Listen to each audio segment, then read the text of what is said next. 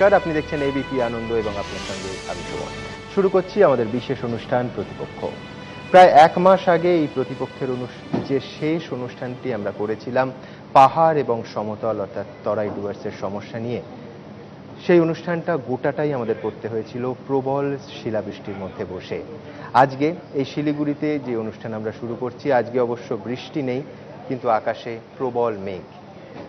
শ্যামল sell কমিটির report জমা পড়ার পর এবং তা পাবলিক হওয়ার পর আশঙ্কার একটা কালো মেঘ অনেকে দেখতে পাচ্ছেন। আমরা অবশ্য এই অনুষ্ঠান করছি সমস্ত আশঙ্কার কালো মেঘ কেটে যাবে এই আশা নিয়ে। শুরুতে একটা মহাভারতীয় উপমা দিয়ে আসি। 12 বছর বনবাস এবং 1 বছর অজ্ঞাতবাসের পর পাণ্ডবরা ফিরে এসে 5টি গ্রাম চেয়েছিল। কৌরবরা দিতে রাজি হননি। দুর্যোধন বলেছিলেন, বিনা যুদ্ধে নাহি দিব সুচাগ্র মেদিনী। তারপর মহাভারতের যুদ্ধ। আর আজ আমরা এই অনুষ্ঠান যখন শুরু করতে চলেছি, তখন একদিকে মহাভারতীয় উপমা বলছে যে 5টি গ্রাম না দেওয়ার জন্য একটা অশান্তি কুরুক্ষেত্রের যুদ্ধ অবধি হয়েছিল। আর শ্যামল সেন কমিটির যা সুপারিশ, যা প্রস্তাব, 5টি মৌজা, প্রায় 400টি চেয়েছিল গোর্খা জনমুক্তি মোর্চা, 5টি মৌজা দেওয়ার সুপারিশ শ্যামল সেন কমিটিতে। আর সেই সুপারিশ না মানায় এবং সেই সুপারিশে অসন্তুষ্ট হওয়ায় ওই আশঙ্কার কালো মেঘ। কিন্তু আমরা এই অনুষ্ঠানের শুরুতে প্রথমেই আশা করে নেব যে সমস্ত আশঙ্কার কালো মেঘ কেটে যাবে। এই মুহূর্তে আমার সঙ্গে সরাসরি এই অনুষ্ঠানে রয়েছেন রোশন গিরি, সাধারণ সম্পাদক গোর্খা জনমুক্তি মোর্চার, সরাসরি দার্জিলিং থেকে এই অনুষ্ঠানে তিনি যোগ দিয়েছেন। আমার অন্যদিকে আছেন জীবেশ সরকার, সিপিএম নেতা, তার পাশে রয়েছেন উদয়ন গুহ, ফরওয়ার্ড ব্লক নেতা, দেবাশিস সরকার, অর্থনীতিবিদ। নানা ফতোয়া, শোকজ ইত্যাদি সত্ত্বেও দেবাশিস বাবু এই অনুষ্ঠানে হাজির হয়েছেন, তাকে ধন্যবাদ, বিশেষ ধন্যবাদ। সুরজিৎ চট্টোপাধ্যায়, শিল্পী, এবং তার পাশে রয়েছেন রাজু বোরা, জন বার্লা গোষ্ঠীর নেতা। আমার অন্যদিকে রয়েছেন সমী রাইচ, শিল্পী, কংগ্রেস নেতা ওম প্রকাশ মিশ্র এবং রাজেশ টোপ্পা, আদিবাসী বিকাশ পরিষদের নেতা। আমরা সরাসরি প্রথমে চলে যাব रोशन गिरी का। रोशन जी, सबसे पहले आपसे ये जानना चाहेंगे, आज राइटर्स बिल्डिंग में मुख्यमंत्री ममता बनर्जी ने कहा है कि 14 तारीख को वो अपॉइंटमेंट देंगे आप लोगों को और 15 तारीख को जो सिविल सोसाइटी है उनसे भी वो मिलेंगे। तो आपका क्या राय है? आपका राय जानेंगे, लेकिन उसके पहले आज राइटर्स बिल्डिंग ने ममता बनर्जी ने क्या कहा है देखेंगे। देखो মহাকরণে আজকে মুখ্যমন্ত্রী মমতা বন্দ্যোপাধ্যায় এই পাহাড়ের শ্যামল সেন কমিটির রিপোর্ট নিয়ে যে উদ্ভূত পরিস্থিতি তা নিয়ে ঠিক কি বললেন? হ্যাঁ, ওনারা আমার কাছে জাস্ট নাও টাইম চেয়েছে। আমি ওনাদের 14 তারিখে, সম্ভবত আমার প্রোগ্রাম দেখে 14 তারিখে টাইম দিচ্ছি। দার্জিলিংয়ের সিভিল সোসাইটিরাও আমার কাছে টাইম চেয়েছে, তাদেরও আমি 15 তারিখে টাইম দিচ্ছি। পাহাড় এবং সিভিল সোসাইটি অনেক মানুষ আছে না যারা রাজনীতি করে না, কিন্তু চায় পাহাড় সমতলে দুটোই শান্ত থাক, ভালো থাক। দার্জিলিং পাহাড় এবং তলাই ডুয়ার্স দুটোই আমাদের কাছে, পাহাড় এবং সমতল ডুয়ার্স, সমতল যেটা আমরা বলি পাহাড় সমতল ভাই ভাই, শান্তি ও উন্নয়ন চাই, একটাই তো স্লোগান, আবার কি।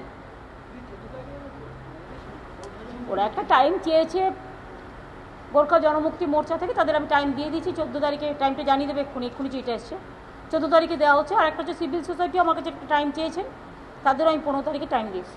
रोशन जी, आपके पास आएंगे। आपने सुना मुख्यमंत्री ममता बनर्जी ने 14 तारीख आप लोगों को समय दिया है, तो क्या एजेंडा है, क्या बातचीत होगा, आपका क्या स्टैंड होगा उस मीटिंग में? नहीं, देखिए, हम लोग ने मुख्यमंत्री से अपॉइंटमेंट मांगा था और 14 को अभी मुख्यमंत्री ने हम लोग को टाइम दिया है। तो हमारा एक ही पॉइंट एजेंडा रहेगा, तराई और डुअर्स का लिए जो जस्टिस श्यामल सेन कमेटी ने रिपोर्ट दिया है उसमें हम लोग नाराज है। We are very very unhappy with the report. It's a insult to the injury. तो हम लोग मुख्यमंत्री से ये रिपोर्ट को नहीं मानने का लिए हम लोग यही बताएंगे।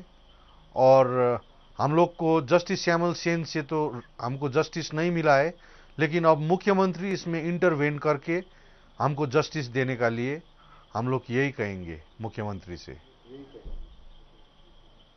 श्यामल सेन रिपोर्ट के कमेटी के रिपोर्ट के बारे में मैं आऊंगा, लेकिन उससे पहले जानना चाहूंगा 15 तारीख को मुख्यमंत्री जी ने जिन्हें अपॉइंटमेंट दिया है सिविल सोसाइटी पहाड़ के, उसके बारे में आपका क्या राय है? कौन कौन लोग अपॉइंटमेंट मांगे थे और ये लोगों का राय क्या है? गोरखा जनमुक्ति मोर्चा इन लोगों के बारे में क्या सोच रहे हैं?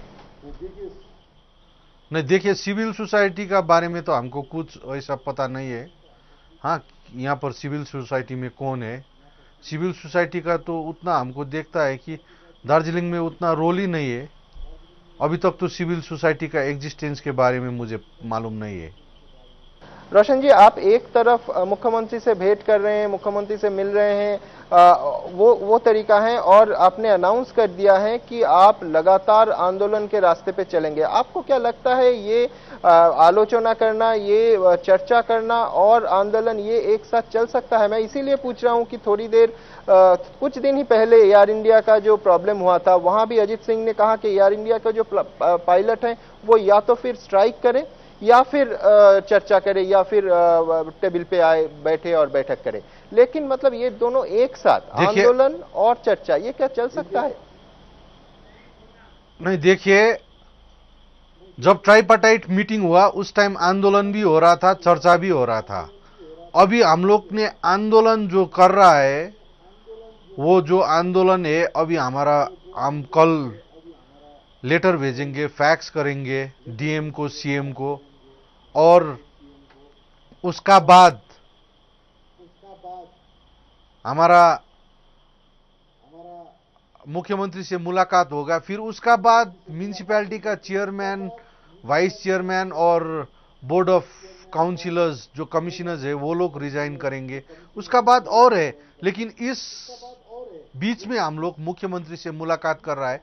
हम लोग डायलॉग ओपन रख रहा है कि थ्रू डायलॉग कुछ नेगोशिएशन हो जाए, पॉलिटिकल सॉल्यूशन कुछ आ जाए। हम डायलॉग भी ओपन रख रहा है, तो थ्रू डायलॉग तो सॉल्यूशन हो सकता है। और मुख्यमंत्री अब जस्टिस देने का लिए तो हम लोग मुख्यमंत्री को ही बोल सकते हैं ना, तो मुख्यमंत्री इसमें इंटरवेन करे और जस्टिस दे। ये जो कमेटी का रिपोर्ट है, मुख्यमंत्री को आप क्या कहेंगे? ये जो कमेटी का रिपोर्ट है, इन्हें खारिज करने के लिए कहेंगे या इन्हें होल्ड करने के लिए करेंगे, और ये जीटीए इलेक्शन जो है वो होने देंगे? बोल रहा है कि नहीं, देखिए हम बार बार बोल रहा है कि जो जस्टिस श्यामल सेन कमेटी का रिपोर्ट है, ये एक ह्यूमिलेशन है हम लोग का ऊपर। हम लोग ने 396 मौजा मांगा, हमको मिला 5 मौजा, और इसमें 1 बरस लगा दिया। तो ये तो ठीक नहीं हुआ ना, ये कैसा ठीक हो सकता है? ये तो जस्टिस श्यामल सेन ने तो हम लोग का साथ जस्टिस नहीं किया है। हम लोग का साथ तो हम देखता है कि हम लोग का साथ तो चीटिंग हुआ है ना। तो अब मुख्यमंत्री का पास है बॉल, तो मुख्यमंत्री अब न्याय देंगे, हमको यही उम्मीद रखते हैं। अब देखिए जीटीए का इलेक्शन का बारे में, इलेक्शन अभी नोटिफिकेशन भी आउट नहीं हुआ है। हाँ, इलेक्शन हमारा प्राइमरी ऑब्जेक्ट नहीं है ना, तराई डुअर्स का इंक्लूजन ऑफ मौजा हमारा प्राइमरी ऑब्जेक्ट है। तो इलेक्शन तो देखिए अभी हम लोग इलेक्शन में पार्टिसिपेट नहीं करने का हम लोग ने यही ऐलान किया है।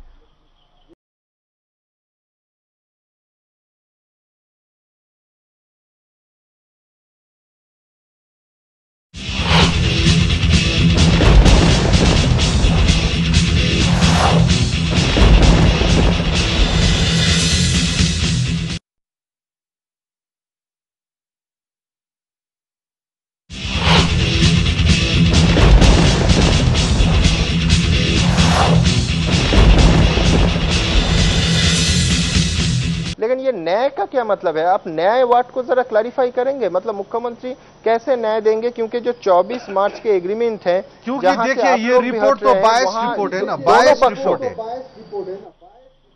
हाँ, तो क्या है? देखिए रिपोर्ट बायस रिपोर्ट है। दावा क्या है? इसको खारिज करना होगा या होल्ड करना होगा?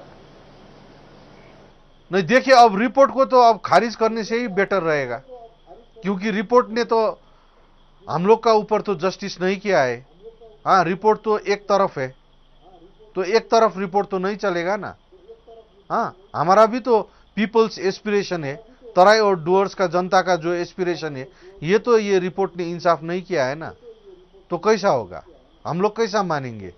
पीपल्स एस्पिरेशन के विरुद्ध में हम लोग जाएंगे? संभावना की, हाँ, एक संभावना की चर्चा करेंगे कि सोचिए कि मुख्यमंत्री जी ने ये कहा आप लोगों को कि ये जो रिपोर्ट है ये अभी इम्प्लीमेंटेड नहीं होगा, तो क्या तब आप जीटीए इलेक्शन होने देंगे? खारिज नहीं हुआ लेकिन इंप्लीमेंटेड नहीं हुआ अभी इस वक्त। देखिए अब वो तो चर्चा का विषय है, हम लोग पार्टी में भी चर्चा करना पड़ेगा, है ना। डिसीजन मेकिंग तो हमारा प्रेसिडेंट है, तो ये पार्टी में हम लोग को चर्चा करना पड़ेगा। लेकिन अभी ये तो एजम्पशन का बात है ना, हम लोग को तो सॉलिड कुछ चाहिए। हाँ, ये रिपोर्ट से तो मैं देखिए हम लोग को नहीं चलेगा, रिपोर्ट हम लोग नहीं मानते हैं, ये रिपोर्ट को हम लोग नहीं मानते हैं।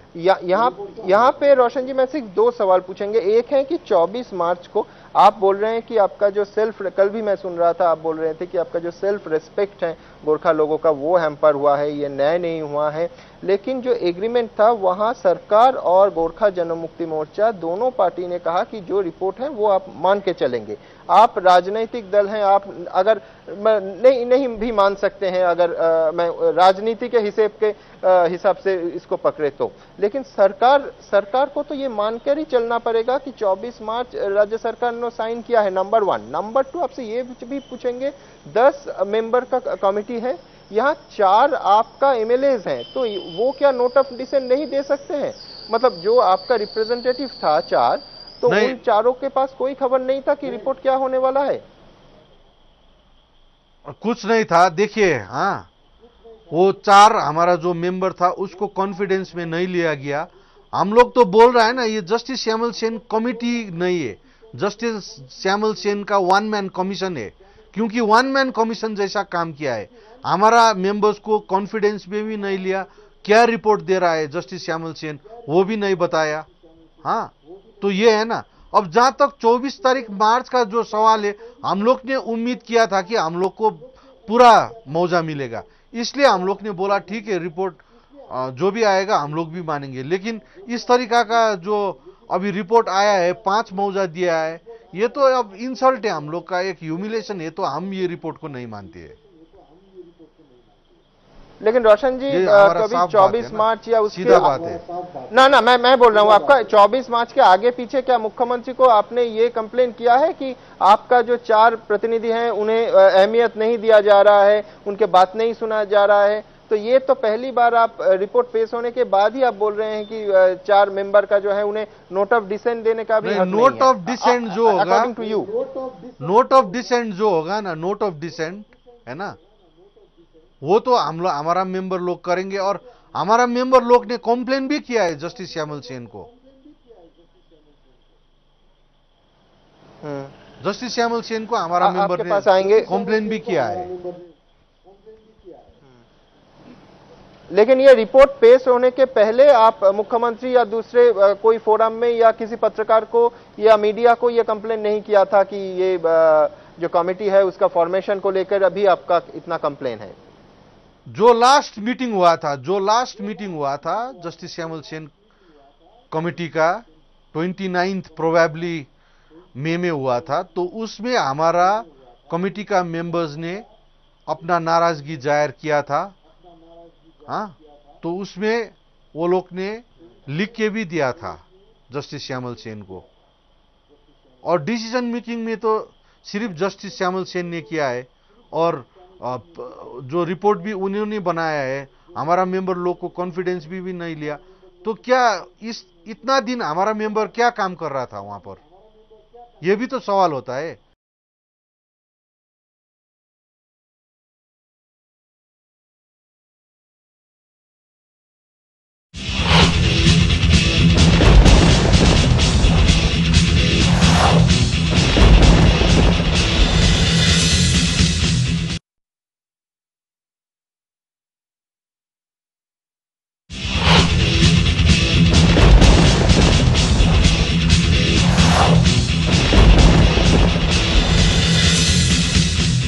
हमारा मेंबर लोग खाली वहां पर हेल्प कर रहा था।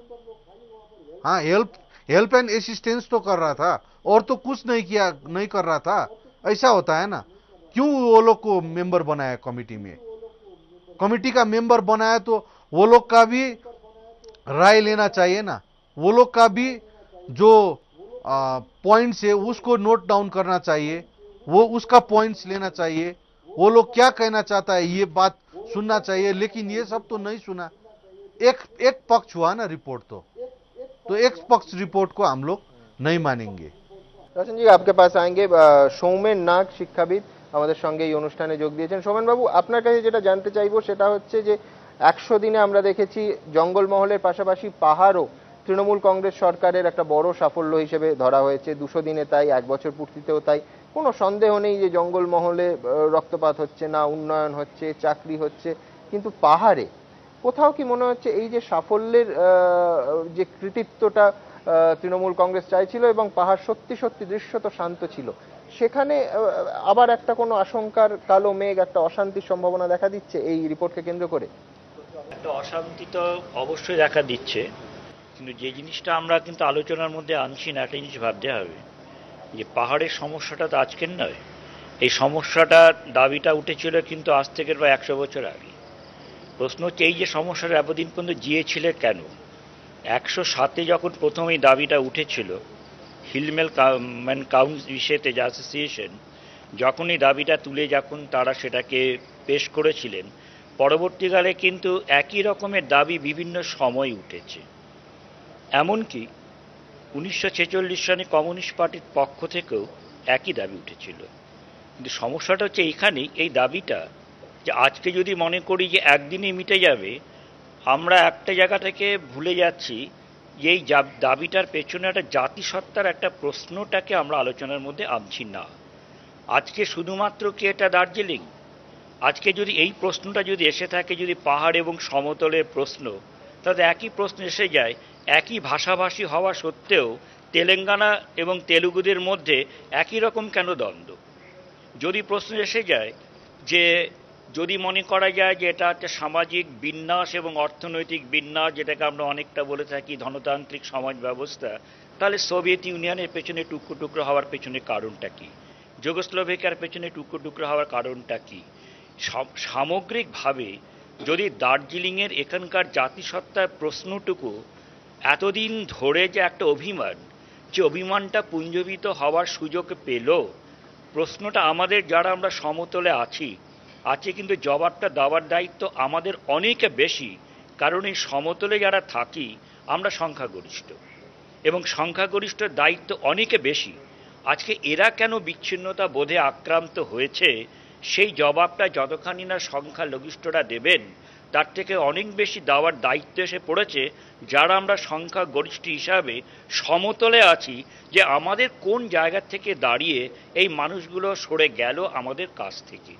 আমি শিলিগুড়িতে বলতে পারেন আমার জন্ম, আমি এদের দেখেছি, কিন্তু এই ক্ষেত্রে এই ধরনের একটা আত্মীয়তা, একটা বন্ধন আমি সবসময় অনুভব করেছি পাহাড় এবং সমতলের। যে প্রশ্নটা আপনি একটা জায়গাতে করেছেন, আজকের এই সমাধানের তো একটা আশা তো ছিলই বহুদিন বাদে, যে এই আমরা প্রথম দেখতে পেলাম, সেটা যে কোনো পরিবর্তনই হোক আর যাই হোক, যে বিগত মন্ত্রিসভার মন্ত্রীরা পর্যন্ত পাহাড়ে কিন্তু যেতে পারেননি, ইচ্ছে থাকলেও যেতে পারেননি, এমনকি বিগত মুখ্যমন্ত্রীও যেতে পারেননি।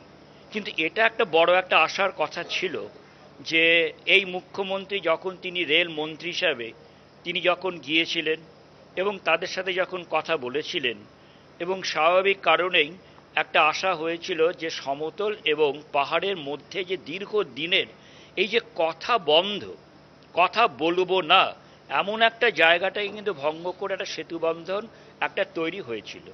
এটা একটা সমতলের দিক থেকে আমাদের কাছে একটা প্রচণ্ড আশার ব্যাপার ছিল এবং সেটা একটা বড় আশার কথা। এবং এটাও কিন্তু ভাবতে হবে যে আজকে শ্যামল সেন কমিটির রিপোর্ট, যেটা রোশনের কথা আমি শুনছিলাম, এটা তো একটা বড় প্রশ্ন। তারা তো মেনেই নিয়েছিলেন যে শ্যামল সেনের রিপোর্টটা তারা উভয় পক্ষই মেনে নেবেন। তাই আজকে এটা তাদের ভাবা উচিত ছিল। এটাই তো রাজনৈতিক একটা, যেটাকে বলা যেতে পারে উইজডম, যে শ্যামল সেন রিপোর্টটা দেবেন। তারা ধরেই নিলেন কি করে যে শ্যামল সেন তাদের রিপোর্টটা তাদের পক্ষে আসবে, এবং তাদেরকে ধরেই নিয়েছিলেন যে আসবে বলেই তারা আগের থেকে আগ বাড়িয়ে বলে দিলেন যে যে রিপোর্টটা আসবে তাহলে তারা মেনে নেবেন। কাজে আজকে যখন সেই চুক্তিটা যখন হয়েছে এবং মুখ্যমন্ত্রী কিন্তু ঘোষণা করেছিলেন পিন্টেল ভিলেজে, কারণ আমি যে কলেজটাতে পড়াই তার সামনেই হচ্ছে পিন্টেল ভিলেজ, এবং সেখানে আমি সেই দিন উপস্থিত ছিলাম এবং দেখেছি। সেই দিন একটা জায়গাতে যেটা আমার কাছে মনে হয়েছিল বহুদিন বাদে, যে একজন মুখ্যমন্ত্রী তিনি ওদের মধ্যে নেমে এসেছেন নেবে এসে কথা বলেছেন তাদের সমতলে। সবচেয়ে বড় কথা হচ্ছে এই চুক্তিটা কিন্তু কলকাতায় হয়নি, এই চুক্তিটা দার্জিলিংয়ে হয়নি, হয়েছে একেবারে শিলিগুড়ির উপকণ্ঠে সমতলে তারা এসেছেন। মুখ্যমন্ত্রী সমতলে এসে সমতলের মানুষকে নিয়ে গিয়ে সেখানেই চুক্তিটা করেছিলেন এবং ফলে সেই অবিশ্বাসের একটা যে এতদিন ধরে বাতাবরণ সেটা মনে হয়েছিল সেটা কিছুটা অপসারিত হয়েছে। কিন্তু আজকে আচমকা এই প্রশ্নটা যদি এসে যায় তাহলেও বলবো যে যেটা অনেকেই আশা করেছিলেন যে এই মুহূর্তে হয়তো তারা কোনো আন্দোলনে নেমে পড়বেন, কিন্তু যেটা মনে হয় রোশনরা আন্দোলনে নাবার ডাক দেননি, ডাকার একটা হুমকি দিয়েছেন।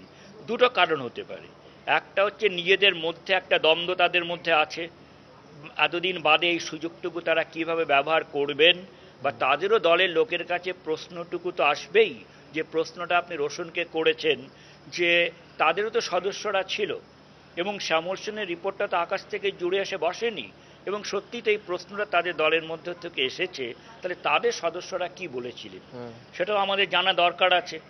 এবং সেই দিক থেকে আরও একটা প্রশ্ন এসে যায় যে এটাই প্রথম কিন্তু শুরু হলো, সেটা হচ্ছে ডুয়ার্স অঞ্চলটাকে যে অশান্তির যে আগুন সেটা আগে ছিল না, এই প্রথম ডুয়ার্সটাও একটা অন্তর্ভুক্ত তারা করে বসলেন ডুয়ার্সটাকে অন্তর্ভুক্ত করতে হবে জিটিএর মধ্যে।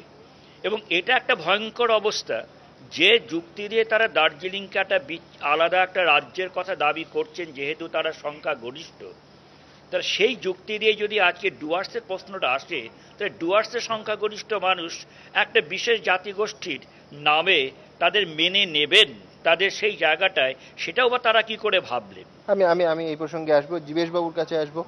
এক তো আপনার কাছে জানতে চাইবো যে কোনো একটা বিষয় সিপিআইএম দল স্পষ্ট মতামত দিচ্ছে না, এটা খুব একটা সহজলভ্য বিষয় নয়, এটা যথেষ্ট বিরল বিষয়। শ্যামল সেন কমিটির রিপোর্ট নিয়ে আপনাদের দলগত অবস্থানটা কি, আপনারা কি মনে করছেন? না, প্রথমেই অন্য একটি প্রসঙ্গান্তরেই একটু বলি। একটা হচ্ছে যে এই মাঝে মাঝে দেখছিলাম যে মুখোমুখি পাহাড় সমতল, এই স্টার আনন্দেই দিচ্ছিল। আমি এটা বলবো যে মুখোমুখি পাহাড় সমতল কথাটা আমাদের স্পিরিটের সঙ্গে মেলে না, বরঞ্চ পাশাপাশি পাহাড় সমতল, সমস্যা নিয়ে পাহাড়। আমি জীবেশ, আপনি যখন কথাটা বললেন আমার ক্লারিফিকেশনের সুযোগ আশা করি আপনি দেবেন।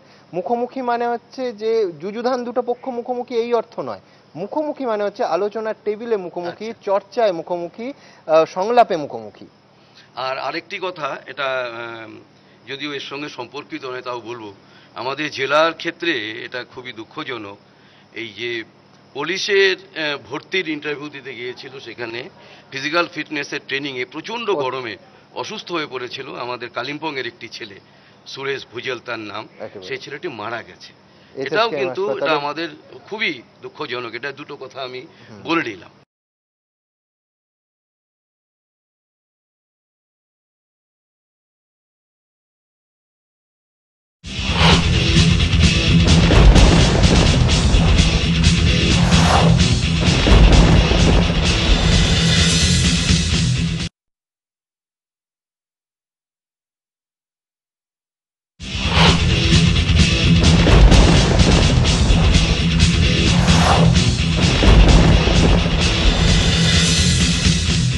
প্রথমত শ্যামল সেন কমিটি বা জিটিএ ইত্যাদি বিষয়ে আমরা সরাসরি কোনো কথা বলিনি, এটা ঠিক নয়।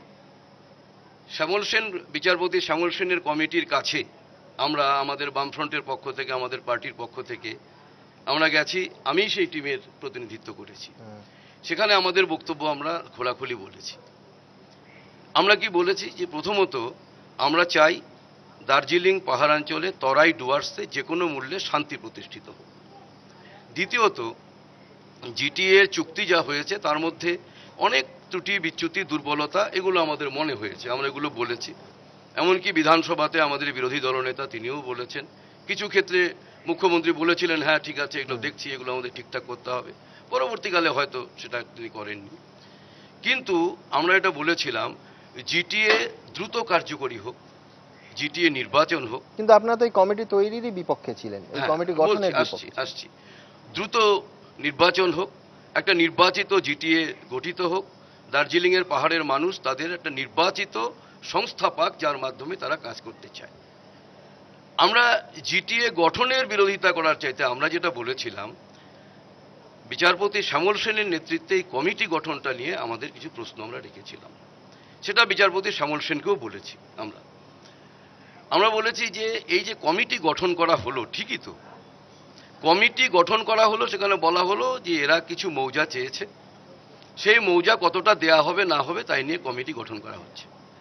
এরা মৌজা চেয়েছিল, বোধহয় ডুপ্লিকেশন হয়েছিল বলে সব মিলে 396টি, 396। পরবর্তীকালে অনেকবার আলাপ হলো, আলোচনা হলো। আমার মনে আছে আপনারা একটা শব্দবন্ধ ব্যবহার করেছিলেন যে প্যান্ডোরার বাক্স খুলে যায়। হ্যাঁ, আলোচনা হলো, অনেক আলোচনা হওয়ার পরে এখন বিচারপতি শ্যামল সেন তার রিপোর্ট দিয়েছেন। সেই রিপোর্টে তিনি বলেছেন 5টি মৌজা দেয়া হচ্ছে। বিষয়টা দেখুন, যারা 396 নিয়ে আন্দোলনটা করেছে এতদিন, যারা পাহাড়ের মানুষকে বলেছে বা তরাইয়ে বলেছে বা ডুয়ার্সে বলেছে যে আমরা 396টা মৌজা আমরা চাইছি, তারা 5টি মৌজা নিয়ে তাদের পক্ষে একটা অস্বস্তির জায়গাটা আছে। যে কারণে আমরা এটা বলেছিলাম, আচ্ছা যদি অনেক মৌজা দেয়া হতো, ওরা যেটা বলছেন, যেটা রোশন ভাই যেটা বললেন যে আমাদের একটা ধারণা ছিল 150-র উপরে মৌজা আমরা পাবো, তাহলে পরে তরাই আগুন জ্বলতো, তাহলে ডুয়ার্সে আগুন জ্বলতো। মূল তো বিষয় ছিল দার্জিলিং পার্বত্য এলাকার জন্য দার্জিলিংয়ের যে মানুষ, তাদের একটা প্রকৃত স্বশাসন, একটা উন্নত শক্তিশালী স্বশাসন। মৌজার এই লড়াইয়ে এই স্বশাসনের কনসেপ্টটা যদি আটকে যায়, সেই কারণে আমরা বলেছিলাম, বিচারপতি শ্যামল সেনকেও বলেছিলাম, আপনার এই কমিটির কাছে আমরা এসেছি, কিন্তু আমরা এটা বলতে এসেছি যে জিটিএটা এই যে দার্জিলিং গোর্খা হিল কাউন্সিল এরিয়ার মধ্যেই তৈরি হোক, কাজটা শুরু করুক, কিন্তু আপনার এই কমিশনের ক্ষেত্রে যা রায় দেবেন, আমাদের একটা আশঙ্কা আছে এটা একটা প্যান্ডোরার বাক্স, একটা কেউটের ঝাঁপি খুলে দেওয়া হবে কিনা। তার কারণ যাই আপনি রায় দেবেন না কেন, অসন্তোষের মাত্রাটা এমন জায়গাতে যাবে যেটা পাহাড়ের সমস্যা তৈরি করবে, যেটা তরাইয়ের সমস্যা তৈরি করবে, যেটা ডুয়ার্সের সমস্যা তৈরি করবে। সোমেনদা আমার দীর্ঘদিনের সহকর্মী, আমরা একসঙ্গে কাজ করেছি, একটা কথা খুব সঠিকভাবেই বলেছেন। ধরুন দার্জিলিং গোর্খা হিল কাউন্সিল, দার্জিলিংয়ের মানুষের জন্য স্বশাসন, সেই আন্দোলন, সেই জায়গাটা, কিন্তু ডুয়ার্সের চিত্রটা কিন্তু আরও অনেক বেশি। সেখানে এটা আমরা বলেছি কগ্লোমারেশন অফ ডিফারেন্ট এথনিক গ্রুপস, সেই জায়গাটাতে এই আন্দোলনটা তাকে কেন্দ্র করে উত্তেজনা, তার একটা ভয়ঙ্কর প্রভাব অন্যভাবেও করতে পারে। আমরা যেটা সেই কারণে বলেছি নির্দিষ্টভাবে, কোনো জায়গাতে অস্পষ্টতা কোনো কিছু রাখিনি। আমরা আন্তরিকভাবেই চাই দার্জিলিং। সূর্যকান্ত মিশ্র বলছেন রিপোর্ট নিয়ে কিছু বলছি না, পাহাড়ে শান্তি থাকুক, মানে এটা অনেকটা এরম না যে মানুষের ভালো হোক, পৃথিবীতে শান্তি নেমে আসুক, এটা ওরাকেলের মতো। আমি বলছি স্পষ্ট মত বলছি, যেটা দেখুন, বিচারপতি শ্যামল সেনের নেতৃত্বে একটা কমিটি তৈরি হলো, সেই কমিটিতে আরো কয়েকজন মেম্বার থাকলেন, সেই কমিটি তার কাজ শুরু করল, সেই কমিটির ওপরে সবাই আস্থা ব্যক্ত করলেন, এবং তারপরে গত 24শে মার্চ সরকার এবং গোর্খা জনমুক্তি মোর্চার নেতৃত্বের মধ্যে আলোচনা হলো। তারা সেখানে বলে এলেন যে বিচারপতি শ্যামল সেন তার কমিটি যে রায় দেবে সে রায় আমরা মেনে নেব, সংখ্যাটা যাই হোক না কেন মেনে নেব।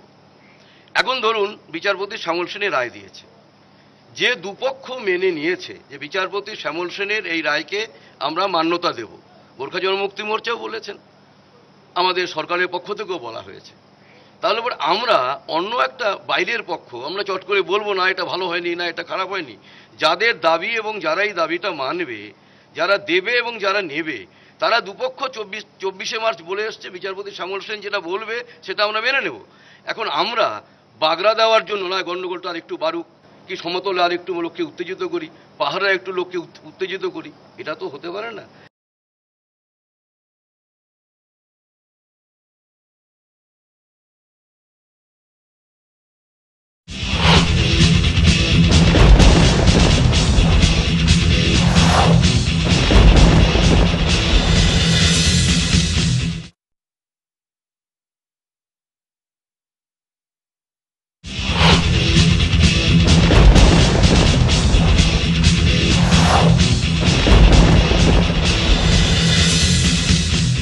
দেখুন, আমরা একটা কথা বলি, ঠিকই তো, পাহাড়ের মানুষ আজকে যে কথাটা, আমরাও শান্তি চাই, কিন্তু জীবেশদা রাজনৈতিকভাবে যদি দেখেন মোর্চার হুঙ্কার এবং এই যে পাহাড় সমস্যার সমাধানে যে কাঁটাটা, রাজনৈতিকভাবে তো সিপিএম এর খুশি হওয়ার কারণ আছে না?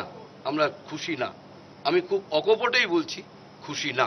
খুশি না তাই এই কারণেই, দেখুন এই যে নির্বাচন হলো, আমি নিজের জীবনের অভিজ্ঞতা দিয়ে বলতে পারি, গত লোকসভা নির্বাচনে দার্জিলিং লোকসভা কেন্দ্রে বামফ্রন্টের আমি প্রার্থী ছিলাম।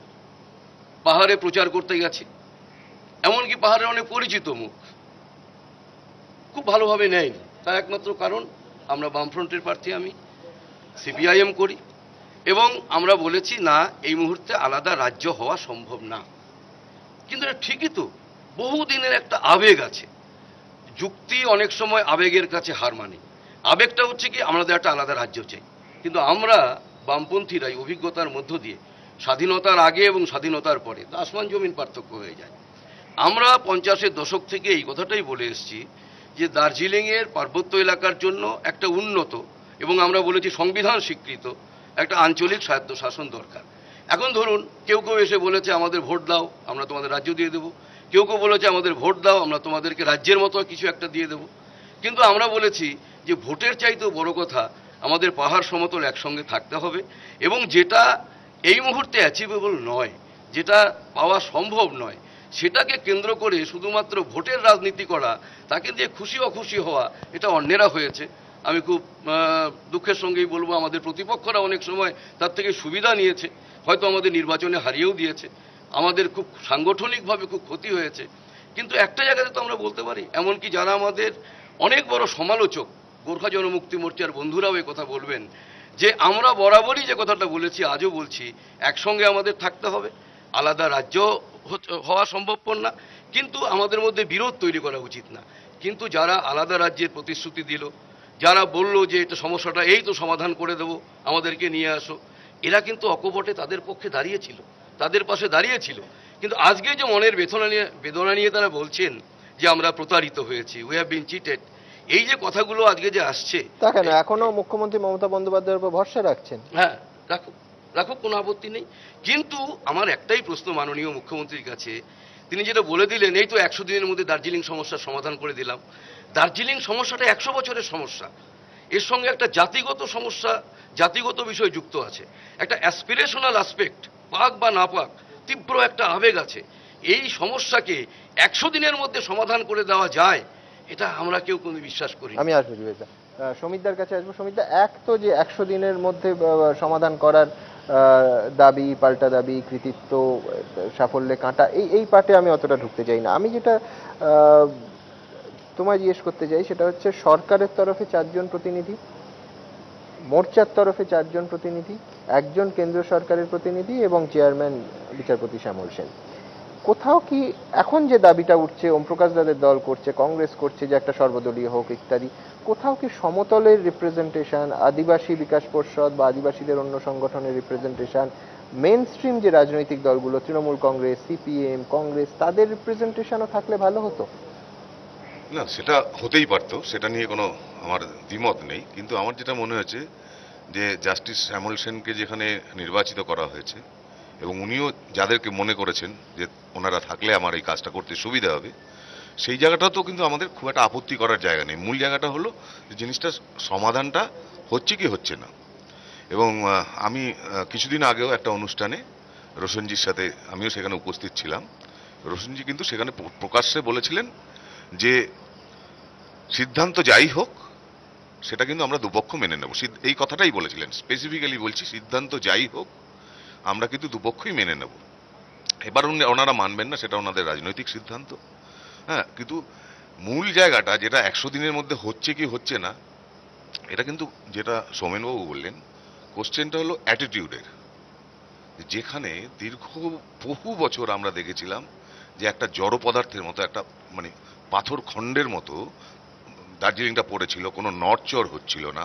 হ্যাঁ, এবং সেটা আমরা প্রত্যেকেই জানি যে সমতলের সাথে পাহাড়ের একটা বিস্তর ডিফারেন্স দিনকে দিন তৈরি হচ্ছিল, এটা আমরা প্রত্যেকেই জানি। এবং এইখানেই আমরা দেখেছি বহু ধরনের অ্যাজিটেশন, দুপক্ষের সেখানে মারপিট, এগুলো আমরা দেখেছি। সেই রকম একটা জায়গা থেকে আমাদের প্রত্যেকেরই মনে হয়েছে, আমারও মনে হয়েছে, যেরকম সৌমেনবাবুর মনে হয়েছে, হয়তো আরো কারোর মনেও হতে পারে, যে আমাদের নতুন মুখ্যমন্ত্রী আসার পর ওনার দৃষ্টিভঙ্গিটা এটাকে সত্যি সত্যি সলভ করার মতো। এখন সেই আবারও প্রশ্ন, যেটা ডিম আগে না মুরগি আগে, সেই প্রশ্নটার মতো। প্রথম কথা, যেখানে এটা এরকম একটা অচলায়তন হয়েছিল, সেই জিনিসটা অ্যাটলিস্ট সচল হয়েছে। এবার এটা 100 দিনে হবে না আগামী 10 বছরে হবে, সেটা কিন্তু পরবর্তী সিদ্ধান্ত, যেটার প্রতিফলন কিন্তু আমি রোশনজির কথাতেও পেলাম, যে হ্যাঁ আমরা আন্দোলন চালাবো, কিন্তু পাশাপাশি আমরা কিন্তু ওপেন রাখছি, আমরা কিন্তু ডিসকাশন চাই। ওনারা কখনোই বলছেন না যে না 5 দিন 5টা মৌজা দেওয়া হয়েছে মানে আমরা কোনো রকম ডিসকাশনে যাব না, আমরা কালকে থেকেই ভাঙচুর করব কি বন্ধ করব, সেরকম কিন্তু কোনো সিদ্ধান্ত আমরা দেখতে পাচ্ছি না। এবং মুখ্যমন্ত্রীর উপর ভরসাও রাখছেন। হ্যাঁ, মুখ্যমন্ত্রীর উপর ভরসাও রাখছেন এবং ওনারা চাইছেনও মুখ্যমন্ত্রীর উপর ভরসা রাখছেন। তার প্রথম উদাহরণ হলো, তাহলে উনি বলতেন না যে আমাদের মুখ্যমন্ত্রী ইন্টারভেন করুন। তো এটা যারা বলেন তার মানে আমরা ধরেই নিতে পারি তার উপরে ভরসা রাখছেন। তো ইট মে টেক টাইম, যেটা 100 বছরের, যেটা সোমেনবাবুর থেকে জানি এবং আমরা প্রত্যেকেই জানি সমস্যাটা দীর্ঘদিনের এবং সত্যি সত্যি যেমন জাতিগত সমস্যা আছে সেরকম তরাই সমাধানের চেষ্টাটা কি বেশি দ্রুত হয়ে গেছিল? মানে এখন যেহেতু আপনি বলছেন ইট মে টেক টাইম, নাকি এই উদ্যোগটা ওই না, রকম? আসলে কি হয়, আমরা আমাদের যে কোনো কাজের ক্ষেত্রে, ছবি আঁকার ক্ষেত্রেও প্রথমে রং তুলি দিয়ে কিন্তু বড় বড় টানটা মারি, ফিনিশটা আস্তে আস্তেই হয়। সুতরাং এটা নয়, আর আমি সমস্তটাই এত স্লো প্রসেসে করলাম যে কোনোদিন সেই স্টার্টিং পয়েন্টটাতেই যেতে পারলাম না। সুতরাং এখানে তো একটা স্টার্টিং পয়েন্ট মানে তৈরি পাহাড় বা হয়েছে, সিঙ্গুরে অন্তত বলটা রোল করা শুরু হয়েছে, বলটা রোল করা আজকে শুরু ছিল হয়েছে। কিনা অন্য সুতরাং এটা কোথাও? নেক্সট দিনের জন্য আমরা দেখবো কি হয়। উদয়নদার কাছে যাব। উদয়নদা, এক তো সমিতদার কথা সূত্র ধরে 34 বছর বামফ্রন্ট সরকার এবং শেষের দিকে পাহাড় সমস্যা ঘনীভূত হওয়ার পর, মোর্চার শক্তিশালী হওয়ার পর, তাদের আন্দোলন জোরদার হওয়ার পর বামফ্রন্ট সরকারের যে উদ্যোগ সেটা প্রায় দেখাই যায়নি, ওদের অভিযোগ। আমরাও যেটা দেখেছি সেটা হচ্ছে নানা ক্ষেত্রে নানা সর্বদলীয় বৈঠক হয়েছে, পাহাড়ের শক্তিকে, মোর্চাকে কখনো ডাকা হয়নি, যেহেতু তারা নির্বাচিত নয় মেইনস্ট্রিম থেকে দূরে রাখা হয়েছে। এতে কি সমস্যা ঘনীভূত হয়েছে? এবং যে প্রসঙ্গটা খানিকক্ষণ আগে সৌমেনবাবু তুলছিলেন যে মুখ্যমন্ত্রী, তৎকালীন মুখ্যমন্ত্রী বুদ্ধদেব ভট্টাচার্য কখনো আসেননি, এখন এই যে বরফ গলার প্রচেষ্টা, ওনারা তো দাবি করছেন বা দাবি করতেই পারেন যে মুখ্যমন্ত্রীর উদ্যোগে, মমতা বন্দ্যোপাধ্যায়ের উদ্যোগে শুরু হয়েছে, তারপরে সমস্যা দেখা দিয়েছে, ঘনীভূত হয়েছে, কিন্তু শুরুটা অন্তত হয়েছে, বলটা রোল করা শুরু হয়েছে। না, এটা আমি কয়েকটি কথা বলতে হবে এই ব্যাপারে। যেটা সোমেনবাবু বলেছেন যে এটা একটা সমস্যা, এ সমস্যা ঐতিহাসিক সমস্যা।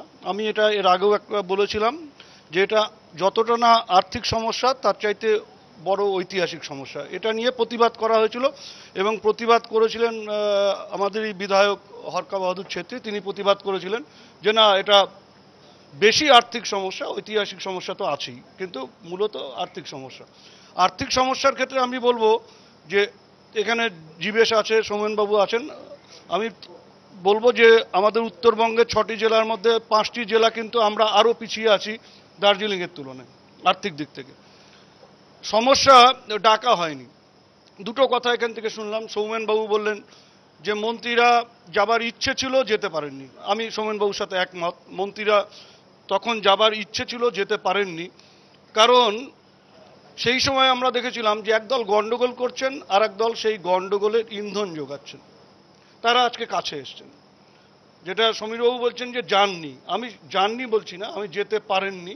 সেটা অনেক ক্ষেত্রে আমরা লালগড়ের ক্ষেত্রেও দেখেছি। প্রশাসনটা তো আপনাদের হাতে ছিল। আবার কেন? আমি তো বাধা দিইনি। আমি বাধা দিচ্ছি না আপনাকে, বাধা দিই না, আপনাদের তো প্রশাসন ছিল, এবার আপনারা যেতে না পারলে আমি তো প্রশ্নটা করব। সেটা আমি তো বললাম যে ওই যেতে গেলে যে অবস্থাটা সৃষ্টি হতো, আরো খারাপ অবস্থাটা সৃষ্টি হতো বলে হয়তো অনেক সময় যাওয়া যায়নি, কিন্তু যেতে চাননি এটা ঘটনা নয়।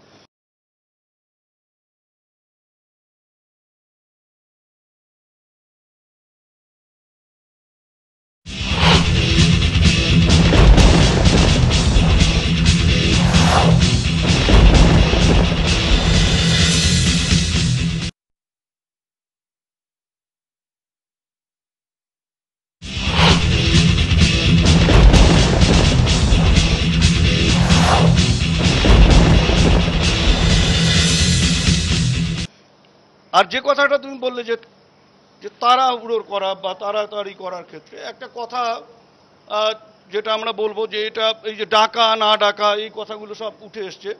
আমি তোমাকে বলি যে 17ই জুলাই পিন্টেল ভিলেজে এটা এগ্রিমেন্টটা হলো। 18 জুলাই, 17 জুলাই কি 18 জুলাই? 18 জুলাই হতে পারে। এই যে হলো, এটা কিন্তু আমরা যারা বিরোধী বিধায়ক বা আমরা বিরোধী দলের সাথে যারা যুক্ত, আমরা কিন্তু জানলাম না যে কি এগ্রিমেন্ট হলো, বা এগ্রিমেন্টে আমরা কেন সাধারণ মানুষ পশ্চিমবাংলার কেউ জানলেন না যে কি এগ্রিমেন্টটা হলো। 2 নম্বর হলো, ওই সেই মাসেরই শেষের দিকে কোনো একটা সময় জাস্টিস শ্যামল সেনকে নিয়ে একটা কমিটি হলো। সেই যে কমিটিটা হচ্ছে সেই কমিটির ব্যাপারেও কিন্তু আমরা ডার্কে থাকলাম, আমরা জানতে পারলাম না যে কমিটি হচ্ছে। কারণ ইতিমধ্যে 396 দুটো মৌজাকে দুবার করে লেখা হয়েছিল বলে উদাহরণ আমি একবার আপনাকে থামাবো, তার কারণ হচ্ছে সূর্যকান্ত মিশ্রকে কিন্তু রাজ্য সরকারের তরফ থেকে আমন্ত্রণ জানানো হয়েছিল এই জিটিএর চুক্তির অনুষ্ঠানে, তিনি আসেননি। চুক্তির অনুষ্ঠানে থাকা, সুমন, চুক্তির অনুষ্ঠানে থাকা একটা আলাদা জিনিস, আর চুক্তির অনুষ্ঠানে চুক্তিটা কি হচ্ছে সেটা জানা কিন্তু আলাদা জিনিস। তুমি বলছো যে চুক্তির অনুষ্ঠানে তোমাকে নেমন্তন্ন করে ডাকা হলো, তুমি দর্শক হিসেবে উপস্থিত থাকলে, আমাদেরও ডেকেছিলেন হয়তো, আমি জানি না, সেটা মনে নেই। কিন্তু এবার কি হচ্ছে কি থাকছে তার মধ্যে আমরা জানি না। জানলাম কবে? যেদিন ডিসেম্বর মাসে বিধানসভায় জিটিএ বিলটা পেশ করা হলো, সেদিন আমরা জানলাম। পরবর্তীকালে এই যে গোলমালে ইন্ধন, তুমি জীবেশকে একটা কথা জিজ্ঞেস করলে যে আপনাদের দল খুশি কিনা। অগাস্ট মাসে বিলটা পেশ হয়েছিল, অগস্ট মাসে বিল পেশ হয়েছে, তারপরে পরবর্তীতে মার্চে একবার বিধানসভা চলছে, সেই সময় বাজেট অধিবেশন। এরা চারজন কিন্তু সেই সময় বয়কট করেছিল। কার ইন্ধনে, কিসের জন্য? বাজেট অধিবেশন, মোর্চার 4 বিধায়ক সেই সময় তারা বয়কট করলেন। পরে যখন আমি এই প্রশ্নটা করেছিলাম তখন हरका बहादुर छेत्री एक बार रोशन गिरी जखन लाइव আছে আমাদের সঙ্গে আমি একবার জিজ্ঞেস করে নি रोशन जी शायद आपको सुनाई भी दे रहा है कि उदयन जी पूछ रहे हैं कि ये जो बॉयकॉट किया था विधानसभा का सेशन वो क्यों किया था और किसके मदद में किया था। रोशन जी नहीं देखिए उस टाइम सिचुएशन ही वैसा हुआ था। हाँ तो वो सिचुएशन को देखते हुए बॉयकॉट किया था। फिर मुख्यमंत्री से जब बात हुआ तब वहाँ फिर वो हमारा जो एमएलए लोग है वो फिर अटेंड करने लग गया। तो देखिए अब पॉलिटिक्स में ये सब होता रहता है। हमारा जो वे ऑफ प्रोटेस्ट है वो विधानसभा को बॉयकॉट करके भी तो हो सकता है। तो ये बॉयकॉट हुआ था तो इसमें कुछ नहीं है। उस टाइम जीटीए का बिल का कुछ नहीं था। हाँ जीटीए का बिल तो 2 सितंबर 2011 में पास हुआ था वेस्ट बंगाल स्टेट असेंबली से। वो बोल रहे हैं पार्ट ऑफ पॉलिटिक्स। हाँ तो এই যে তাহলে স্বীকার এখানে জীবেশ সরকার অশোক ভট্টাচার্য বা উদয়ন গুহর মতন ছোট কোনো বামপন্থী কর্মী তারা তাদের উস্কানি দেননি, তারা নিজেরাই বয়কট করেছিলেন প্রোটেস্ট হিসেবে। আবার দেখলাম তারা গেলেন বিধানসভায় হাজির হলেন এবং যে কদিন তারা অ্যাবসেন্ট ছিলেন সে কদিনের ঘাটতি মেটাবার জন্য মাননীয় বিধায়ক হরকা বাহাদুর ছেত্রী সবার চাইতে গলা উঁচিয়ে সরকারের এবং মুখ্যমন্ত্রীর প্রশংসা করলেন। ভালো কথা। আবার এই যে সিচুয়েশনটা এখন এসছে 24 মার্চ সম্ভবত রাইটার্স বিল্ডিং এর বারান্দায় দাঁড়িয়ে হরকা বাহাদুর ছেত্রী তিনি বললেন যে এগ্রিমেন্ট হয়েছে জাস্টিস শ্যামল সেন। উদয়নদা আপনাকে একবার থামাবো, 24 মার্চ ঠিক কি বলেছিলেন বিমল গুরুং এই বৈঠকের পর আমরা দ্রুত একবার দেখে নেব। 24 মার্চ মহাকরণে সাংবাদিক সম্মেলনের ঠিক কি বলেছিলেন। आज हमारा प्रेसिडेंट श्री बिमल गुरुंग जी के नेतृत्व में हम लोग का 6 मेंबर टीम ने chief minister, chief secretary, home secretary के साथ बहुत लंबा मीटिंग किया। ये मीटिंग का बाद एक रेजोल्यूशन अडॉप्ट हुआ है। Both the state government and the GGM agreed to abide by the recommendations of the high power committee. The government will issue notification including new areas if any as may be recommended by the high power committee.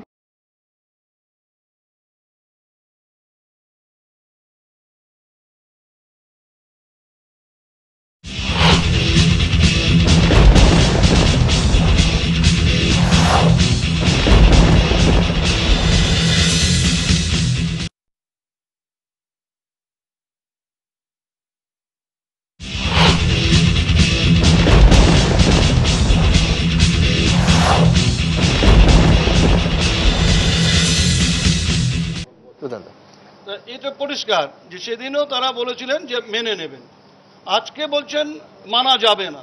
কেন যাবে না? যে তাদের পছন্দ মতন report শ্যামল Sen committee দেননি, যে কমিটির তাদের 4 জন বিধায়ক সদস্য ছিলেন। এবার বিধায়করা ছিলেন না, না না না, প্রতিনিধি ছিলেন, 4 জন ছিলেন, হয়তো আমার ভুলও হতে পারে, সেটা 4 জন ওদের পক্ষ থেকে ছিলেন।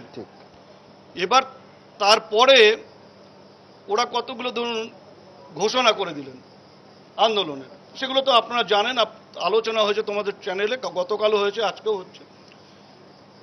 একটা কথা বলেছেন যে 17ই জুলাই চুক্তির কপি পোড়াবেন।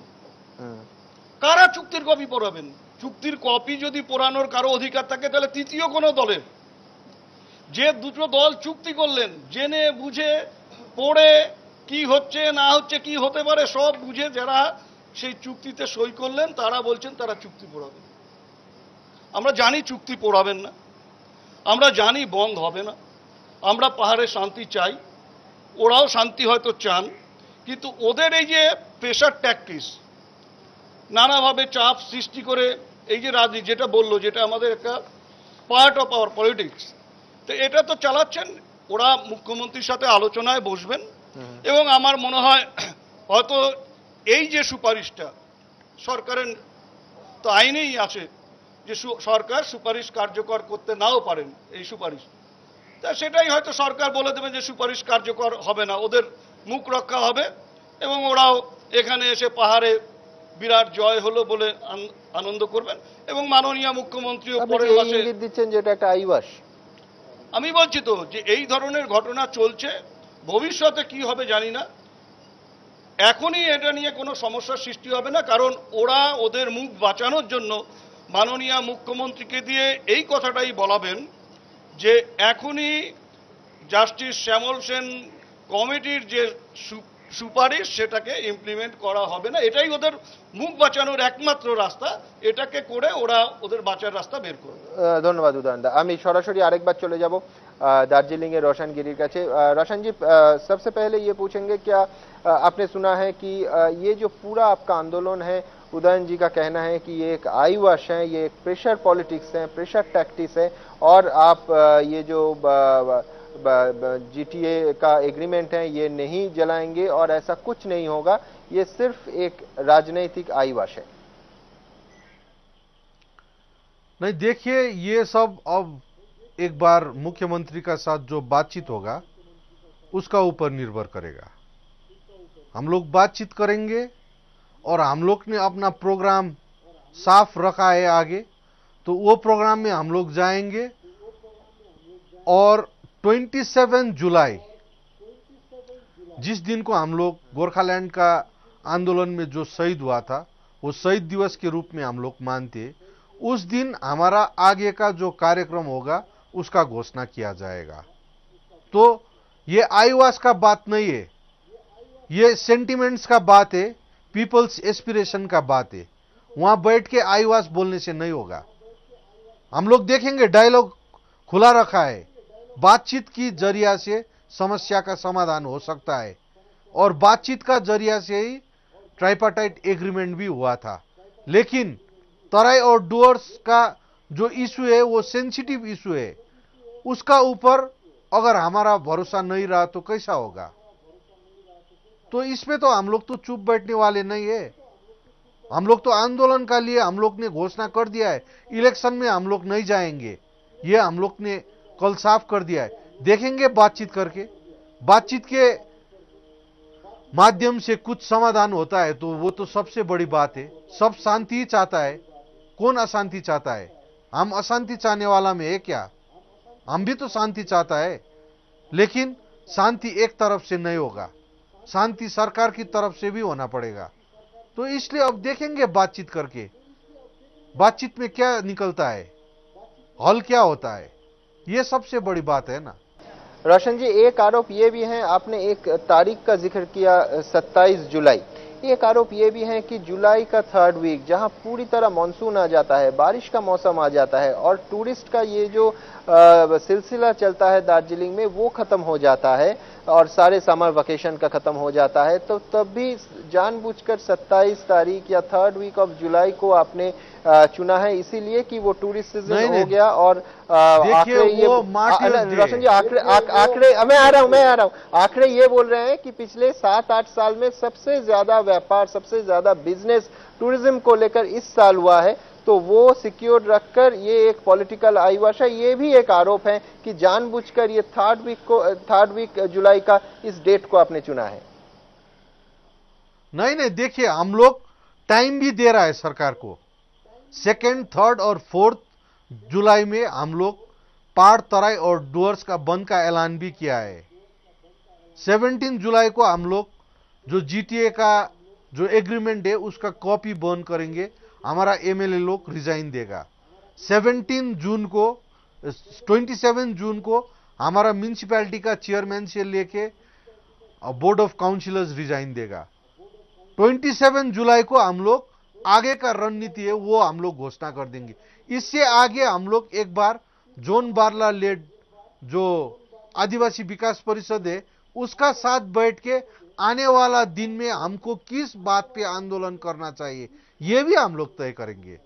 देखिए इमोशनल होके आज का कल हम लोग प्रोटेस्ट में नहीं आया है, हम लोग का स्ट्रैटेजी अपना है, तो इस स्ट्रैटेजी पर हम लोग आया है, तो इस स्ट्रैटेजी पर हम लोग आंदोलन के रास्ता पर आएंगे। तो इसमें क्या है, इसमें कोई नई बात तो नहीं है। अगर मुख्यमंत्री ने ये कहा कि अभी इम्प्लीमेंटेशन नहीं होगा ये श्यामल सेन कमेटी का रिपोर्ट, तब क्या आपका आंदोलन भी आप रिकंसिडर करेंगे? देखिए हम लोग का पार्टी बैठ के हमारा प्रेसिडेंट तय करेंगे ना। हाँ, अभी तो हम लोग जाके मुख्यमंत्री का साथ हम लोग बात करेंगे। हमारा जो रिसेंटमेंट है जस्टिस श्यामल सेन कमेटी का रिपोर्ट का ऊपर, वो रिसेंटमेंट हम लोग जाहिर करेंगे, तब फिर उसका बात बनेगा ना, देखेंगे। हम तो उम्मीद तो लगाए हुए हैं कि कुछ रास्ता निकल आएगा। ওম প্রকাশদার কাছে আসবো। ওম প্রকাশ দা, এই যে দাবিটা কংগ্রেসের তরফ থেকে, প্রদেশ কংগ্রেসের তরফ থেকে বলা হচ্ছে যে একটা সর্বদল চাই এই পাহাড় বিষয়, এই দাবিটা প্রথম কথা এতদিন কেন তোলা হলো না? দুই হচ্ছে যখন একটা আলোচনার প্রক্রিয়া শুরু হয়েছে তখন কেন আপনারা বলেননি?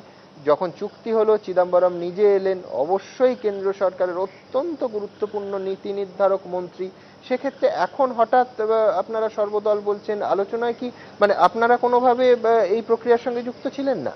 না সুমন, তোমার এই কথা হঠাৎ এই কথাটাতে আপত্তি জানাচ্ছি। আমরা এর আগেও বলেছি এবং এই বলার পরিপ্রেক্ষটা বিশেষ করে গুরুত্বপূর্ণ হয়ে উঠেছিল যখন প্রায় এই ধরো যে 3-4 মাস আগে থেকে এই সমতলে এবং ডুয়ার্সে আন্দোলনটা প্রসারিত হয়েছিল বা অশান্তিটা প্রসারিত হয়েছিল। আমরা সবসময় মনে করি যে পাহাড়ের যেটা সমস্যা সেটা আর একটা নেতিবাচক দিক ছিল, একটা সংবেদনশীল একটা জায়গা আছে, তার একটা রাজনীতি আছে, একটা ইতিহাস রয়েছে এবং আলটিমেটলি হচ্ছে একটা পলিটিক্যাল অ্যাসপিরেশন রয়েছে এবং সেটাকে কিন্তু আমরা সবসময় বরাবর রেসপেক্ট করি। পাশাপাশি এটাও আমরা মনে করেছি বিভিন্ন রকম সিদ্ধান্তিক কারণে যে পশ্চিমবঙ্গের কোনো ভাগ হওয়াটা আর কি বাঞ্ছনীয় হবে না এবং তাই জন্য আমরা সবসময় একটা সেপারেট স্টেট ব্যাপারটাকে কিন্তু আমরা যে পছন্দ করি না সেটা আমরা জানিয়েছি। এখন আমরা যখন এই পাহাড় এবং ডুয়ার্সে অশান্তির আগুনটা ছড়িয়ে পড়ছিল তখন থেকে কিন্তু আমরা বলছি এবং বিশেষ করে এখন এই পরশুদিন আমাদের প্রদেশ সভাপতি প্রদীপ ভট্টাচার্য এই যে সর্বদলীয় মিটিংয়ের কথা বললেন, তার একটা গুরুত্বপূর্ণ দিকটা হচ্ছে যে আমরা জাতীয় কংগ্রেসের পক্ষ থেকে আমরা তাৎক্ষণিকতায় বিশ্বাস করি না।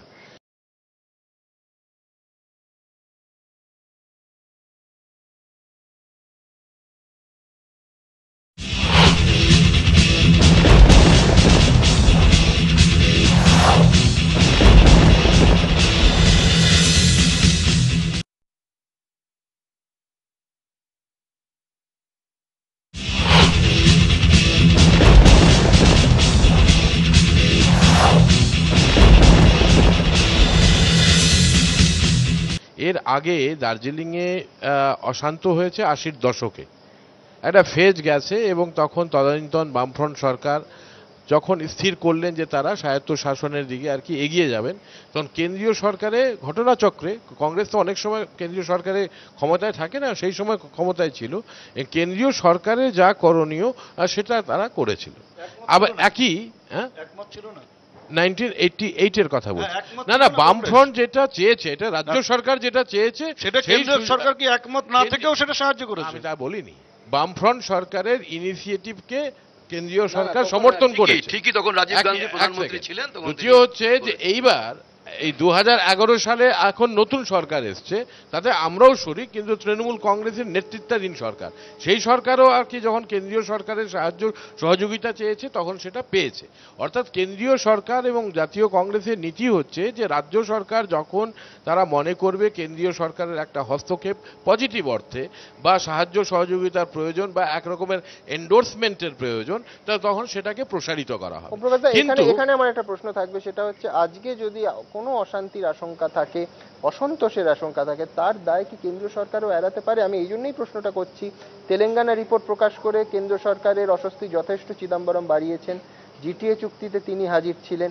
আজকে যদি একটা উদ্ভূত পরিস্থিতি ততটা প্রীতিকর না হয়, তাহলে শুধুই কি সেটা মোর্চা এবং রাজ্য সরকারের দায়, কেন্দ্রের কোনো দায় নেই? না দেখুন, ল অ্যান্ড অর্ডার সিচুয়েশনটা রাজ্য সরকার দেখে, কিন্তু আলটিমেটলি তো কেন্দ্রীয় সরকার হচ্ছে আর কি আমাদের যে সাংবিধানিক ব্যবস্থা, যে শাসন ব্যবস্থা, তাতে কিন্তু সংরক্ষণের একটা দায়িত্ব রয়েছে, বিভিন্ন রকম ক্ষমতা রয়েছে, এবং কেন্দ্র রাজ্য সম্পর্কে এবং সুসম্পর্কের ভিত্তিতেই কিন্তু শাসন ব্যবস্থা ভারতবর্ষে আর কি প্রচলিত রয়েছে, এবং কেন্দ্রীয় সরকারের সেই অর্থে সমস্ত বিষয়ে প্রত্যক্ষভাবে বা অপ্রত্যক্ষভাবে একটা দায়ের দিকটা রয়েছে। তবে আমি মূল কথাতে আসি যে আমরা যখন দেখছি যে পাহাড়ে যে সমস্যাটা ছিল সেটা কিন্তু প্রসারিত হলো আপনার তরাইয়ে এবং ডুয়ার্সে, এবং সেটা কিন্তু কোনোভাবেই কাম্য ছিল না। তখন থেকেই আমরা কিন্তু বলে আসছি যে একটা সমস্ত রাজনৈতিক দলগুলিকে কিন্তু সামনে নিয়ে আসা উচিত। আপনার যদি মনে থাকে এর আগে আপনারা যে প্রোগ্রাম করেছিলেন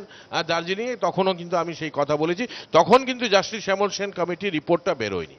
আমি বললাম যে তাৎক্ষণিকতায় আমাদের বিশ্বাসটা একটু কম রয়েছে, বিশেষ করে যখন রাজনৈতিক কোনো একটা সিদ্ধান্তের প্রশ্ন আছে। এটা নিয়ে তো কোনো সন্দেহ নেই যে দার্জিলিংয়ে এবং গোর্খা ভাইরা তারা কিন্তু তাদের যে স্বায়ত্ত শাসন বা তাদের যে একটা রাজ্যের ব্যাপারে দাবি, এটা তো অনেক একটা পুরনো একটা দাবি, অ্যাসপিরেশন পয়েন্ট রয়েছে। আজকে গজমো নতুন পলিটিক্যাল ফোর্স হিসাবে এসছে, তার ফলে ওদের পক্ষেও কিন্তু একটা ফার্স্ট ফুট ফরওয়ার্ড একটা ব্যাপারটা রয়েছে, এবং তাই জন্য আমি এই জীবেশবাবু বলছিলেন যে এই গোটা ব্যাপারটাকে অবজ্ঞা করাটা উচিত হবে না, তাদের যে সেন্টিমেন্ট, আমি কিন্তু সেক্ষেত্রে কিন্তু একমত ওনার সঙ্গে। আজকে কিন্তু ধরুন যে এই যে 5টা মৌজার অন্তর্ভুক্তি কথা বলার মধ্য দিয়ে আপাত দৃষ্টিতে আমাদের কিন্তু সবারই মনে হয়েছে, আমারও মনে হয়েছে আচ্ছা ঠিক আছে, গজম যদি এটা মেনে নেয় তাহলে কিন্তু একটা সৌহার্দ্যের বাতাবরণ হয়তো আমরা একটা প্রতিষ্ঠিত করতে পারবো। কিন্তু পাশাপাশি তো এটাও ঠিক যে যেই আশা বা বিশ্বাস বা ভরসা সেটা ভুল হতে পারে। আজকে আমার পক্ষে কিন্তু খুব সহজ হবে আমি যদি গজমম যে রাজনীতি তার বিরুদ্ধে যদি আমি বলি, এবং আমি যদি বলি যে সমতল এবং ডুয়ার্সের মানুষরা খুশি, সংখ্যাগরিষ্ঠ মানুষরা খুশি, সেটা একটা দিক, কিন্তু পাশাপাশি কাউকে কোণঠাসা করবার মধ্য দিয়ে রাজনৈতিক বিচক্ষণতা নেই, এবং কাউকে এটা স্থির করে দেওয়ার মধ্যে যে না ওরা অ্যাকোমোডেশন করে নেবে, ওরা আন্দোলন করবে না, 27শে জুলাইতে বৃষ্টি শুরু হয়ে যাবে, এটা একটা ঠিক। কিন্তু পাশাপাশি আপনি যদি দেখেন যে যেই রকম আন্দোলনের ইতিহাস রয়েছে বা হিংসার বাতাবরণ থেকেছে 80-র দশকে, কোনোভাবেই কাম্য ছিল না, বা 90 দশকের শেষের দিক থেকে আবার অশান্তি শুরু হয়েছে, আবার 2007 থেকে হয়েছে। তাই জন্য আমি সবার কাছে অ্যাপিল করতে চাই আমাদের পার্টির পক্ষ থেকে, এই ব্যাপারটাকে জিত আর হারের মধ্যে দিয়ে দেখা উচিত হবে না, এবং যদি আজকে পাহাড় হাসছে এবং সেটাই কিন্তু কাম্য হওয়া উচিত, কিন্তু পাহাড়ে যারা নেতৃত্ব রয়েছেন তাদের দাবি মানা হলো না, এটা নিয়ে যদি হাসাহাসি করা হয় সেটা কিন্তু একেবারেই কাম্য না। কিন্তু পাশাপাশি তাৎক্ষণিকতা সেটা ঠিক নয়, এবং short term, medium term, long term politics আর স্টেটসম্যানশিপটা হচ্ছে কিন্তু এটার ক্লিয়ার ডিস্টিংশন। গজমম একটা পলিটিক্যাল পার্টি, হ্যাঁ এই মুহূর্তে পাহাড় হাসছে না, সেটাই হওয়া উচিত, সেটাই কাম্য।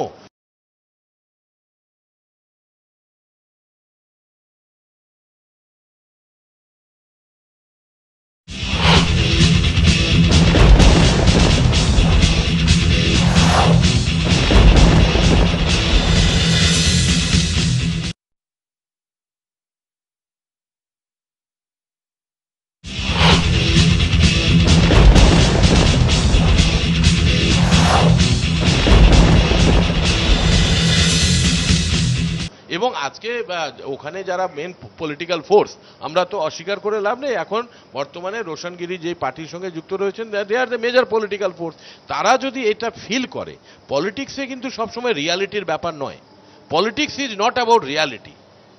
বাস্তবতার সঙ্গে রাজনীতি সম্পর্ক নেই, বাস্তবতার ধারণার সঙ্গে রাজনীতি সম্পর্ক।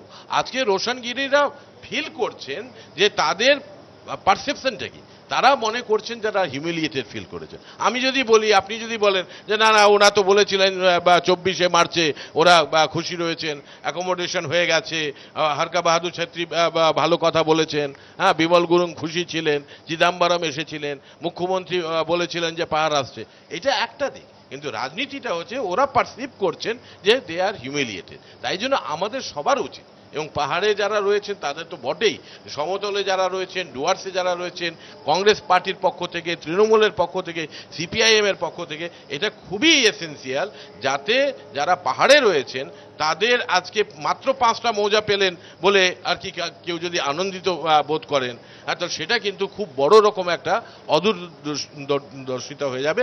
আমার তো ভালো লাগছে যে মুখ্যমন্ত্রী ইমিডিয়েটলি রেসপন্ড করেছেন যে উনি 14 তারিখে ওদের সঙ্গে দেখা করবেন।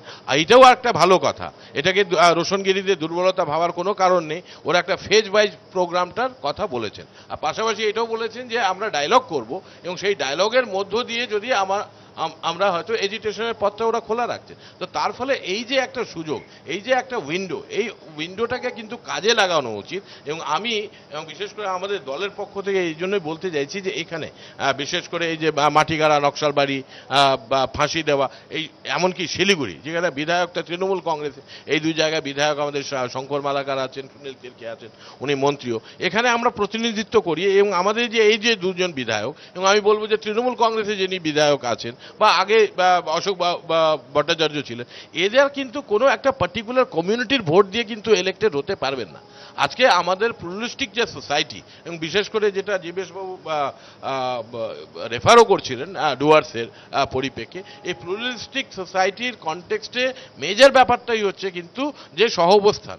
কিন্তু সহাবস্থান করতে গিয়ে যে জাতিসত্তা বা যে আইডেন্টিটির একটা প্রশ্ন গোর্খারা সবসময় রেখেছে, এটাকে কিন্তু সামনে বা গুরুত্ব দেওয়া উচিত, মর্যাদা দেওয়া উচিত। এ বিষয়ে এর আগে কি হয়েছে আমি আলোকপাত করতে পারতাম, কিন্তু আমার মনে হলো যে আজকে সেটা ঠিক হবে না। শিলিগুড়িতে আমরা বসে আমাদেরকে দেখতে হবে যে যদি কোনো উইন্ডো থাকে, যদি আমরা if we can accommodate Bimal Gurung and Roshan Giri and his colleagues, তাহলে কিন্তু সেটা ভালো হবে। সেটাই কিন্তু সমতলের জন্য ভালো হবে, সেটা কিন্তু আপনার ডুয়ার্সের জন্য ভালো হবে। সেই পার্সপেক্টিভ থেকে আমি মনে করি যে আমরা এই সমস্যাটাকে দেখলে তাহলে সুবিধাটা বেশি হয়। আমি রাজেশ টম্পোর কাছে যাব। আপনারা এই শ্যামল সেন কমিটির রিপোর্টকে কিভাবে দেখছেন, স্বাগত জানাচ্ছেন কিনা, সেটা আগে যদি বলেন।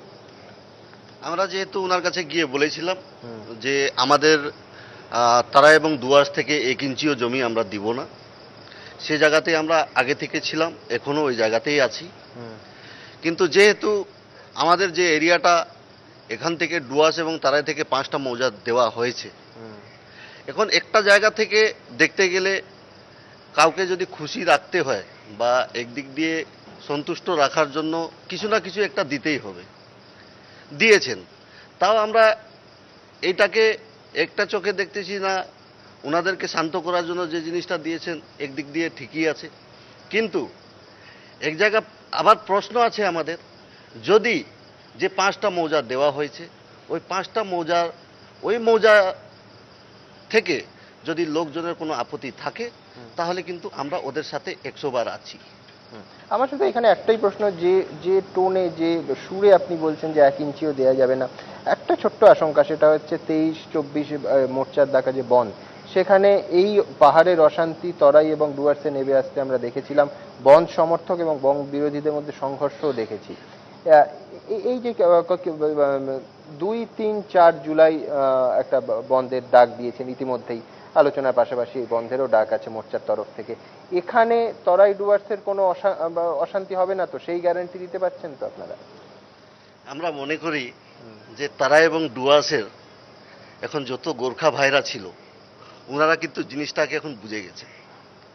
আমরা যখন এদের আন্দোলনটা আরম্ভ হয় তখনই আমরা প্রথমে বলেছিলাম আগুনটা নিচে জ্বলবে, তাওয়াটা মাঝখানে গরম হবে এবং রুটিটা উপরে পাকবে।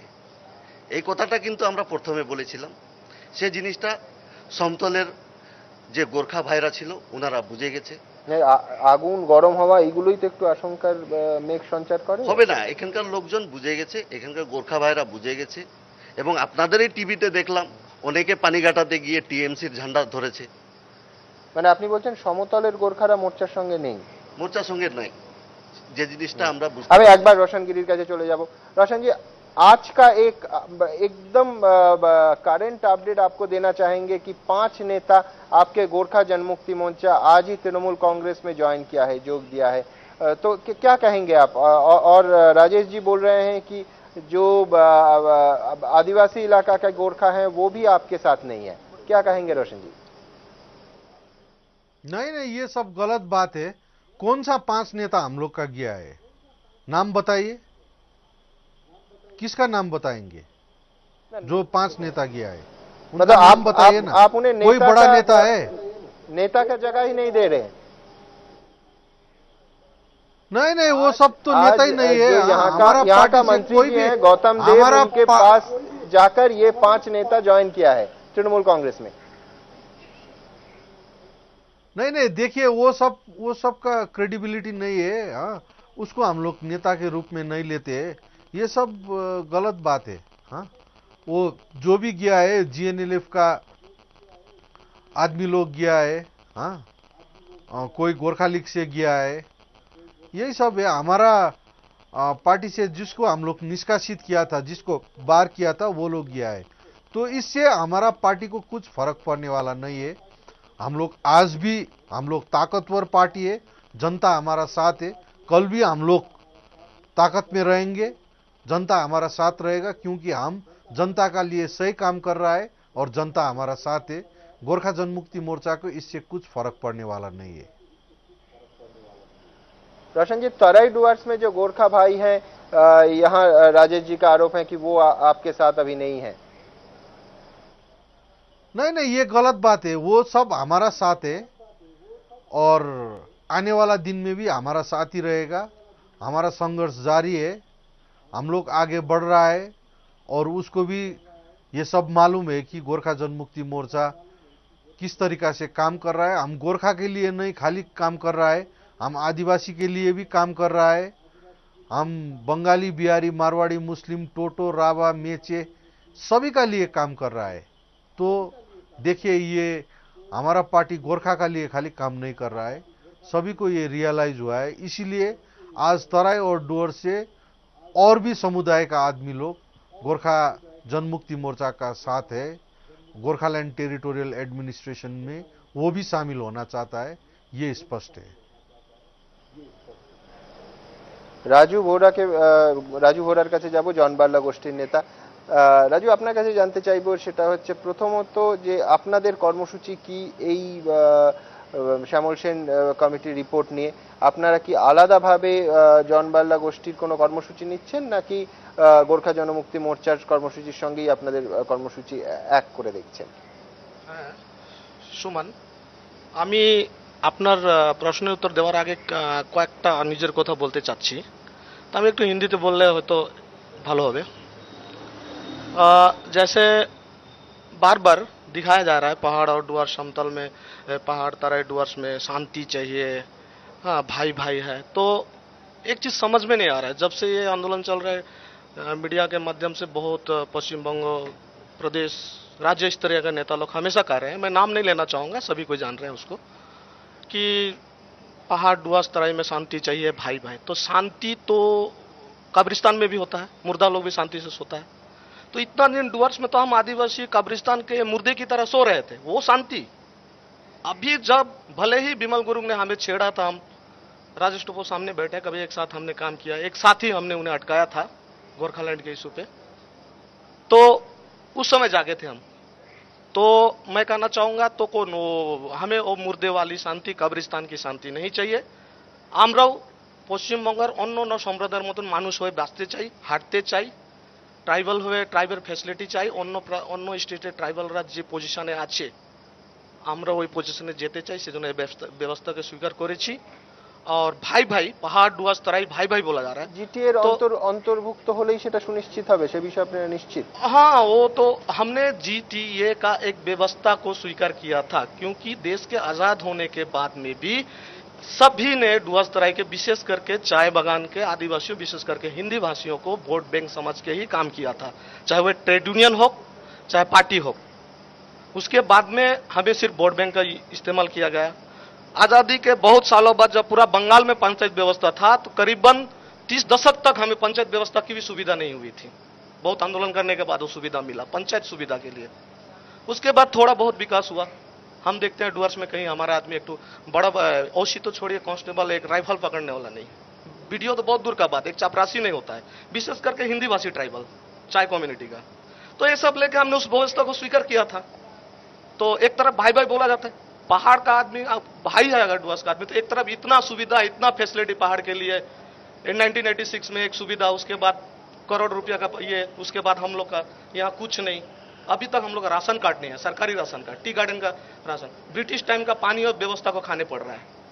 पढ़ने के लिए भाषा मातृभाषा में शिक्षा का अधिकार राष्ट्रीय संविधान में है, हमारा स्कूल में वो सब नहीं है। टीचर स्कूल बना देता तो टीचर दूसरा भाषा का आ जाता, तो इसलिए उस व्यवस्था को स्वीकार किया था। तो बहुत हमारे पूर्व वक्ता जो हमारे सोमेन भाई ने कहा कि एक राज्य का एक पहाड़ से नीचे उतर के एक व्यवस्था को डुआर्स में अगर लादा जाएगा तो डुआर्स का आदमी, वहां का एक जात का आदमी इसको ये एक्सेप्ट करेगा? मैं कहता हूं क्यों नहीं करेंगे? हम तो व्यवस्था को देख रहे हैं, नाम में क्या फर्क है? हम भी तो डुआर्स का आदिवासी लोग भी तो कौन सा आदिवासी लैंड में रह रहा है? पश्चिम बंगाल में रह रहे हैं, कोई बात नहीं है, नाम में नहीं। हमको व्यवस्था चाहिए, उन्नयन चाहिए, डेवलपमेंट चाहिए, नाम में क्या रखा है? हाँ, गोरखालैंड का विरोध किए थे, अभी भी कर रहे हैं। कल दार्जिलिंग में हम लोग का मीटिंग हुआ कोऑर्डिनेशन कमेटी के हिसाब से, मैं भी गया था। उन्होंने जीटीए का जो ये हुआ उसमें सीमांकन के मुद्दे पर जो रिपोर्ट आया हाई पावर कमेटी का, वो तो एकदम मानने योग्य तो है ही नहीं, क्योंकि इन जनरल एक साधारण डुआर्स का आदमी को पूछिएगा, जब जीटीए का सीमांकन का रिजल्ट नहीं आया था तो वो लोग बोल रहा था कम से कम आदिवासी पूरा बहुल मौजा नहीं भी जाएगा तो डुआर्स का गोरखा बहुल मौजा कम से कम 100-150 जाएगा। तो हम लोग भी उम्मीद लगा के रखा था कि कुछ गोरखा बहुल एरिया, कुछ आदिवासी और गोरखा मिल के मिश्रण है वो ये, लेकिन ये तो एकदम वन मैन कमीशन, इसको तो एकदम मानना ही। तो हम लोग बोले थे, और कल मैंने दार्जिलिंग के मीटिंग में कह भी दिया कि जीटीए को लेके ही अगर आगे बढ़ा जाए तो इसमें डुआर्स के आदिवासियों का हित सुरक्षित नहीं है कहीं, क्योंकि उसका क्राइटेरिया जो है सीमांकन करने का जो था, ये हाई पावर कमेटी का रिपोर्ट में से शुरू से ही गलत था। हमें जीटी के नाम में 50% गोरखा बहुल क्षेत्र चाहिए, तो ये चीज उन्होंने जब सुकना में समझौता किया था उस समय। एक बात बताइए, ये जो 14 तारीख मुख्यमंत्री से मिलने जा रहे हैं गोरखा जनमुक्ति मोर्चा के नेता, तो आप क्या उनमें शामिल होंगे? आप उनके हमारा इसमें कोऑर्डिनेशन कमेटी के तरफ से हम लोग भी जा रहे हैं। हमारा ये विकास परिषद जोनबरला गोष्ठी तय करेगा कि कौन कौन जा रहा है। हमारे 1-2-3 प्रतिनिधि जा सकते हैं, वहां देखते क्या डायलॉग होता है उसके बाद। আমার একটা প্রশ্ন আছে রাজু, আমার একটা প্রশ্ন আছে। না, রাজু খুব সুন্দরভাবেই বললেন এবং আমার মনে হলো যথাযথই বললেন যে অনুন্নয়নটা একটা বড় ব্যাপার, সেখানে নামটা কি সেটা ফ্যাক্টর নয়, কোন দল সেটা ফ্যাক্টর নয়। সেটাই যদি হয় তাহলে তো একটা নতুন সরকার এসছে, যদি নতুন সরকার কোনো অপশন দেয় যে ধরা যাক যে ভাই আপনার কাছে নামটা যখন ফ্যাক্টর না, তাহলে আমরা যখন নতুন সরকার এসেছি এই আগামী 5 বছরের মধ্যে অর্থাৎ আগামী 4 বছরের মধ্যে আপনার উন্নয়নটা যদি সত্যি হয়, তাহলেও কি তখন আপনি গোর্খা জনমুক্তি মোর্চার কথা বলবেন? আমরা মজবুর হয়ে গোর্খা জনমুক্তি মোর্চার সঙ্গে সমঝোতা করেছি। এর আগে যখন জিটিএ চুক্তি হওয়ার পরে অন্যদিন যখন চালসা পিডব্লিউডি ব্যাঙ্গালোরে আমাদের মুখ্যমন্ত্রী আসলেন, তখন আমরা যৌথভাবে, রাজেশ বসে আছে, যৌথভাবে আমরা একটু ডেপুটেশন দিলাম যে ব্যবস্থা নিয়ে পাহাড়ে জিটিএ করা হচ্ছে সেই ব্যবস্থা নিয়ে ডুয়ার্স তরাইকে পৃথকভাবে এটিয়ে দেওয়া হোক। আমাদের ওই মানে ইসেটাকে অ্যাপ্লাইটাকে রিজেক্ট করে দেওয়া হয়েছে। তারপরে আমরা দেখলাম যে না, কেউ শুধু এখানে সবাই কলকাতা থেকে আইসে, দিল্লি থেকে আইসে শুধু আমাদের উপরে রাজনীতি করা হচ্ছে। আমার ভাই বললেন, রাজেশ জি 1 इंची जमीन हम लोग नहीं देंगे। हाँ ठीक है, এটা আমরাও বলেছিলাম, কিন্তু একটা কথা রাজেশ, 1 মিনিট, একটা কথা, চা বাগানের যারা লোক আমরা থাকি 1 इंची জমিন কোথায় আছে আমাদের? সব তো লিজের ল্যান্ড। কাজে রিটায়ার হলো, বাগান ছাড়তে লাগবে, যদি অন্য কাজ করতে কেউ নাই ম্যানেজার তো ছাড়তে বলে দেয়, নোটিশ দিয়ে দেয় যদি অন্য নেই। তাহলে কোন জামিন আছে যে আমি দিব কাউকে? আর জমিনের কি কথা, বাংলার ভিতরে তো আছি, কিন্তু এখন আমাদের মনোভাব পাল্টাই গেল। আমরা অনেক বিনম্রভাবে সরকারের কাছে শুধু একটা ব্যবস্থাকে যাওয়ার জন্য আবেদন করেছিলাম, কিন্তু এই রিपोর্ট और आगे जो सरकार आगे भी हम लोग के साथ ऐसा हुआ था, ये रिपोर्ट का भी रिपोर्ट आया, तो शायद लगता है कि अब दूसरे तरह के आदिवासियों को पृथक रूप से अलग राज्य के लिए सोचना पड़ेगा। মনে হচ্ছে রাজু জিটিএ নিয়ে এত ব্যস্ত হয়ে গেছে এখন যে টিভিতে মুখ্যমন্ত্রী কিছুদিন আগে ঘোষণা করেছিলেন যে আমাদের চা বাগানের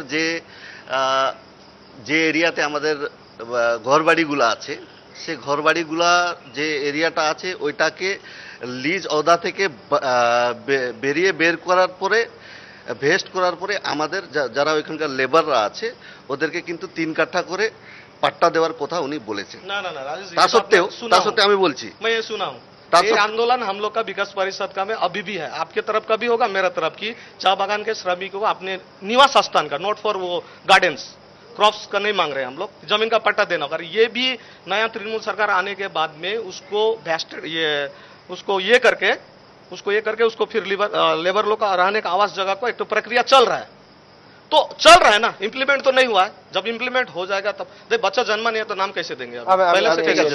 এখন আমার দুজন অতিথি বলেন, দেবাশিস বাবু আপনার কাছে আসবো, যে এটা একদিকে যেমন জটিল জাতিসত্তার সেন্টিমেন্ট যুক্ত একটা বিষয়, পাশাপাশি একটা প্রশাসনিক বিষয়, এবং পুরোটা এতটাই স্পর্শকাতর যে কোনো একটা হঠকারী সিদ্ধান্ত, কোনো একটা মন্তব্য, কোনো একটা উস্কানিমূলক কোনো কিছু হয়তো আমাদের এই গোটা রাজ্যের এই যে আশঙ্কার মেঘ এটাকে ঘনীভূত করতে পারে। কি মনে হয়, কি অবস্থায় আছে এখন? সুমন, রোশনকে একটা প্রশ্ন করছি। হ্যাঁ রোশন, দেবাশিস স্যার বলছি।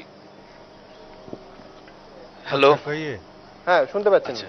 হ্যালো, সেটা হচ্ছে যে হ্যাঁ হ্যালো, যে 4টে প্যারামিটারকে বেস করে 5টা মৌজা দেওয়া হয়েছে, তো তোদের জায়গা থেকে কি মনে হচ্ছে what will be the optimum number in this process based on 4 definite parameters? Numbers का तो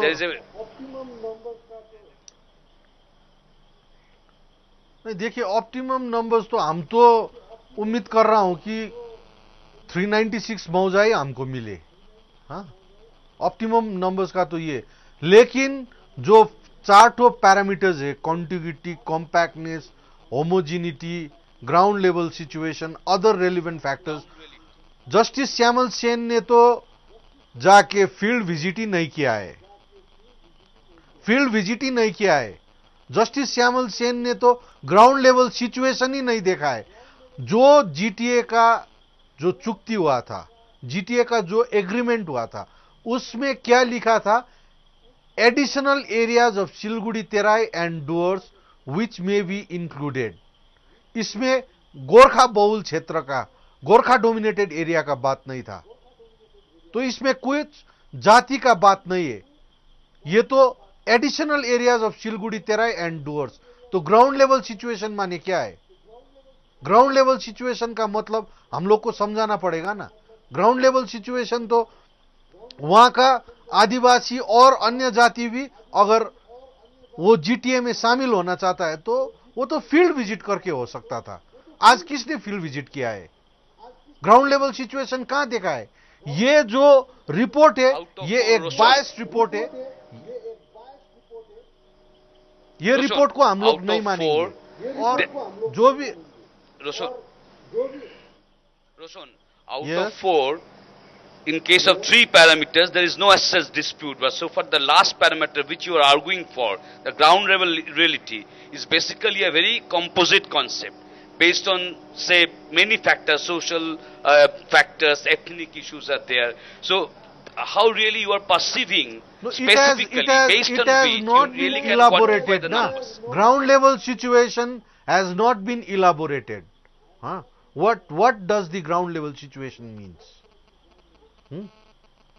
अरे आज तो हम तो वहां पर देखिए आदिवासी गोरखा का, हाँ ये तो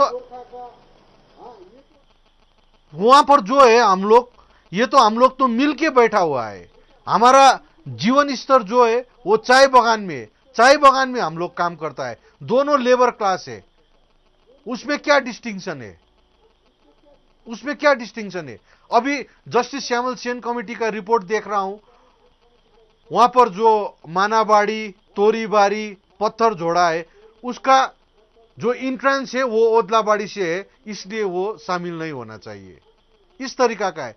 कितना मौजा है वो नेपाल से बॉर्डर है। हमारा सुकिया पोखरी से लेके मिरिक से लेके सभी तो नेपाल का बॉर्डर है। अभी कहां नेपाल का बॉर्डर का बात आ रहा है? जब मेची फॉरेस्ट का बात आता है तो अभी जो इतना मौजा को वो भूटान का साथ टच हुआ है, इसीलिए वो शामिल नहीं होना चाहिए।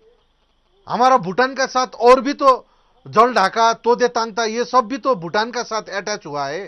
रंगो, ये सब भी तो अभी दूसरा मौजा का भूटान का साथ अटैच हुआ है। तो ये रिपोर्ट हम लोग कैसा मानेंगे? हाँ, नेपाल का साथ मेची फॉरेस्ट अटैच हुआ है। ये सुकिया पोखरी, माने भन्ज्याङ, हाँ, और मिरिक, ये सब कहाँ है? जस्टिस श्यामल सेन को आके फील्ड विजिट करना चाहिए ना, देखना चाहिए ना क्या है वास्तविकता। ये सब नहीं देखता है, हाँ, बैठ के रिपोर्ट लिखता है और इसमें भूटान का साथ अटैच है, नेपाल का साथ अटैच है। ये सब कैसा होगा? दार्जिलिंग का मैप देखने से एक तरफ भूटान है, एक तरफ नेपाल है, एक तरफ बांग्लादेश है, ये सब तो है वास्तविकता। तो वही बॉर्डर से तो अटैच हुआ है। अभी मेची फॉरेस्ट का आया तो ये बोलता है, कहाँ होगा इस तरीके से? रोशन जी, ये जो आपका आरोप है कि जस्टिस श्यामल सेन कमेटी और जस्टिस सेन ने फील्ड विजिट नहीं किया है, एक सवाल तो ये भी उठ सकता है कि आज जब ये रिपोर्ट पेश है और आपको, हाँ, आपको 5 मौजा दिया गया, तब ये आरोप आप लगा रहे हैं, तब ये सवाल उठ रहे हैं, इतने दिन आप क्यों कहीं कंप्लेन मुख्यमंत्री को या मीडिया को क्यों नहीं किया? हमारा जो कमिटी मेंबर्स था, उन्होंने भी कहा था कि फील्ड विजिट करना चाहिए, फील्ड विजिट होना चाहिए। 2001 का सेंसस का ऊपर जो होम डिपार्टमेंट में मौजा वाइज सेंसस दिया, उसका ऊपर ये सब सर्वे किया। या कैसा हो सकता है ये? Additional areas of Siliguri, Terai and doors, इसका बात चल रहा है और वहां पर गोरखा डोमिनेटेड का बात आता है। गोरखा डोमिनेटेड का बात तो नहीं है ना यहाँ पर। गोरखा डोमिनेटेड मौजा कौन सा है? ये सब तो नहीं है। एडिशनल एरियाज का बात आ रहा है, तो कहां से? तो क्यों दूसरा इतना रिप्रेजेंटेशन क्यों बुलाया गया? क्यों इतना मेमोरेंडम सबमिट हुआ? वहां पर करीब 700 मेमोरेंडम सबमिट हुआ, उसमें 26 खाली विरोध में, सब तो हमारा पक्ष में। तो इसको क्यों कंसिडरेशन में नहीं लिया गया? जस्टिस श्यामल सेन का रिपोर्ट का मतलब क्या है? हाँ, वन मैन कमीशन का रिपोर्ट जैसा हुआ ना, ये सब तो ठीक नहीं हुआ, हम लोग नहीं मानते। बोल। সেটা হচ্ছে যে আমরা 2 ঘন্টার অনুষ্ঠানে 1 ঘন্টা 20 মিনিট এতক্ষণ যে আলোচনা হয়েছে, আমি একদম ওইখান থেকে শুরু করতে চাইছি যে আমরা অনেক সময় হয়তো বলবার জন্য বলি যে পাহাড়ের উন্নয়ন ঠিক মতন হচ্ছে কি হচ্ছে না বিতর্ক করে বলি যে সুতরাং আন্দোলন। এতক্ষণ যে আলোচনা হয়েছে এবং রোশনও বারবার করে যেভাবে কথা বলছে, খুব যথাযথভাবে ওর জায়গা থেকে কথা বলছে, সেই জায়গাটার মধ্যে কিন্তু ঘুরে ফিরে, মানে স্যারও যেটা শুরুতে বলেছেন, ঘুরে ফিরে কিন্তু স্যারের কথার সাথে রোশনের কথা কোথাও ফারাক থাকছে না। যেটা আসছে মূল কথা, সেটা কিন্তু হচ্ছে জাতিসত্তার আবেগকে নিয়ে রাজনৈতিক চর্চা, রাজনৈতিক সংগ্রাম। অর্থাৎ উন্নয়ন নয়, মূল যে মুভমেন্টের বিষয়, তার বিষয়টা কিন্তু জাতিসত্তা আবেগকে কেন্দ্রে নিয়ে রাজনৈতিক চর্চা। এই জায়গাগুলো পরিষ্কার হওয়া দরকার। এবার আমি যখন এটা বলছি তখন কিন্তু আমাকে কিন্তু ডেটা প্রোভাইড করতে হবে। একটাই কথা বলছি যে দীর্ঘ 3-4 দশকের যদি আমরা সরকারের রিপোর্ট দেখি, যার নাম হচ্ছে হিউম্যান ডেভেলপমেন্ট ইন্ডেক্স, তাতে 19টা জেলার মধ্যে দার্জিলিংয়ের র্যাঙ্ক সবসময়ের জন্য উন্নয়ন সূচকের নিরিখে 2 থেকে 4-এর মধ্যে থেকেছে। সুতরাং উন্নয়নের জায়গায় ঘাটতির প্রশ্নে, আর যদি উন্নয়নের প্রশ্ন হয়, উন্নয়ন কখনো কোনো চূড়ান্ত অবস্থানে পৌঁছয় না। আজকে পৃথিবীর সমস্ত উন্নয়ন দেশে ওই এক ধরনের বাজারি নীতি অনুসরণ করবার ফলে সেখানে দেখা যাচ্ছে জবলেস গ্রোথ চলছে। ফলে সেটা ছেড়ে দিলাম, উন্নয়ন নয়, জাতিসত্তার আবেগ। এবং স্যার সঠিকভাবে বলেছেন, আমি 4টে শুধু বছর উল্লেখ করছি ধরবার কারণে। এই কথাটা যে আলাদা একটা স্বায়ত্তশাসন এবং সরাসরি নামকরণ, অদ্ভুত ব্যাপার গোর্খাল্যান্ড, এই কথাটা কিন্তু ব্রিটিশ স্পন্সর্ড। এটা কিন্তু প্রথম ব্রিটিশরা স্পন্সর্ড করে এবং পাহাড়ের মানুষজন যাতে ওই বঙ্গভঙ্গ আন্দোলনের সাথে যুক্ত না হতে পারে সেই জন্য তারা পাহাড়ের মানুষকে বিচ্ছিন্নভাবে আলাদা ক্যাপসুল করতে চেয়েছিল এবং তারা ভারতবর্ষের মূল স্রোত যে চর্চা তার সাথে মিলতে দেয়নি। এর প্রচুর ইতিহাস রয়েছে। 1907 সালে প্রথম এই স্লোগানটা ওঠে এবং একটা আলাদা স্বায়ত্তশাসনে এবং বিশেষ পারমিটের পর্যন্ত চর্চা তারা করেছিল যে দার্জিলিং পাহাড়ে যেতে গেলে বিশেষ পারমিটের দরকার রয়েছে আর কি। 1907। এরপর একটা তথ্যকে আমি একটু সংশোধন করব। 1907-এর পর আমি সরাসরি চলে আসবো 1946 সাল। এরকম একটা কথা চালু আছে যেটা স্যার আপনিও বললেন, মানে এমনি হয়তো বলেছেন, সেটা ঠিক নয়, যে কমিউনিস্ট পার্টি অফ ইন্ডিয়া একটা পাহাড়ের প্রাক্তন নেতারা এরকম দাবি করেছিল, পাহাড়ের প্রাক্তন নেতারা, কমিউনিস্ট পার্টি অফ ইন্ডিয়ারও গোর্খাল্যান্ড দাবি ছিল। এটা সম্পূর্ণ ভুল। এই কারণে আমি একদম তথ্য দিয়ে দিচ্ছি। 1946 সালে দার্জিলিং জেলা কমিটি সেক্রেটারি ছিলেন গণেশলাল সুব্বা। তিনি দার্জিলিং জেলার রাজনৈতিক আন্দোলন করতে গিয়ে স্লোগানটা রেইজ করেছিলেন, একদম সঠিক। কিন্তু কমিউনিস্ট পার্টির সিদ্ধান্ত তখন বলা যেতে পারে যখন সেটা ওই পার্টির রাজ্য কমিটির সিদ্ধান্ত হয়। রাজ্য কমিটি গণেশলাল সুব্বার সিদ্ধান্তকে খারিজ করেছিলেন এবং সেটা আপনি আমার থেকে ভালো জানেন। গণেশলাল সুব্বা পরবর্তী অবস্থায় কমিউনিস্ট পার্টি অফ ইন্ডিয়া থেকে বহিষ্কৃত হন 46-এর শেষ। ফলে এই বিষয়টা ডিসকাশন আমরা করব না।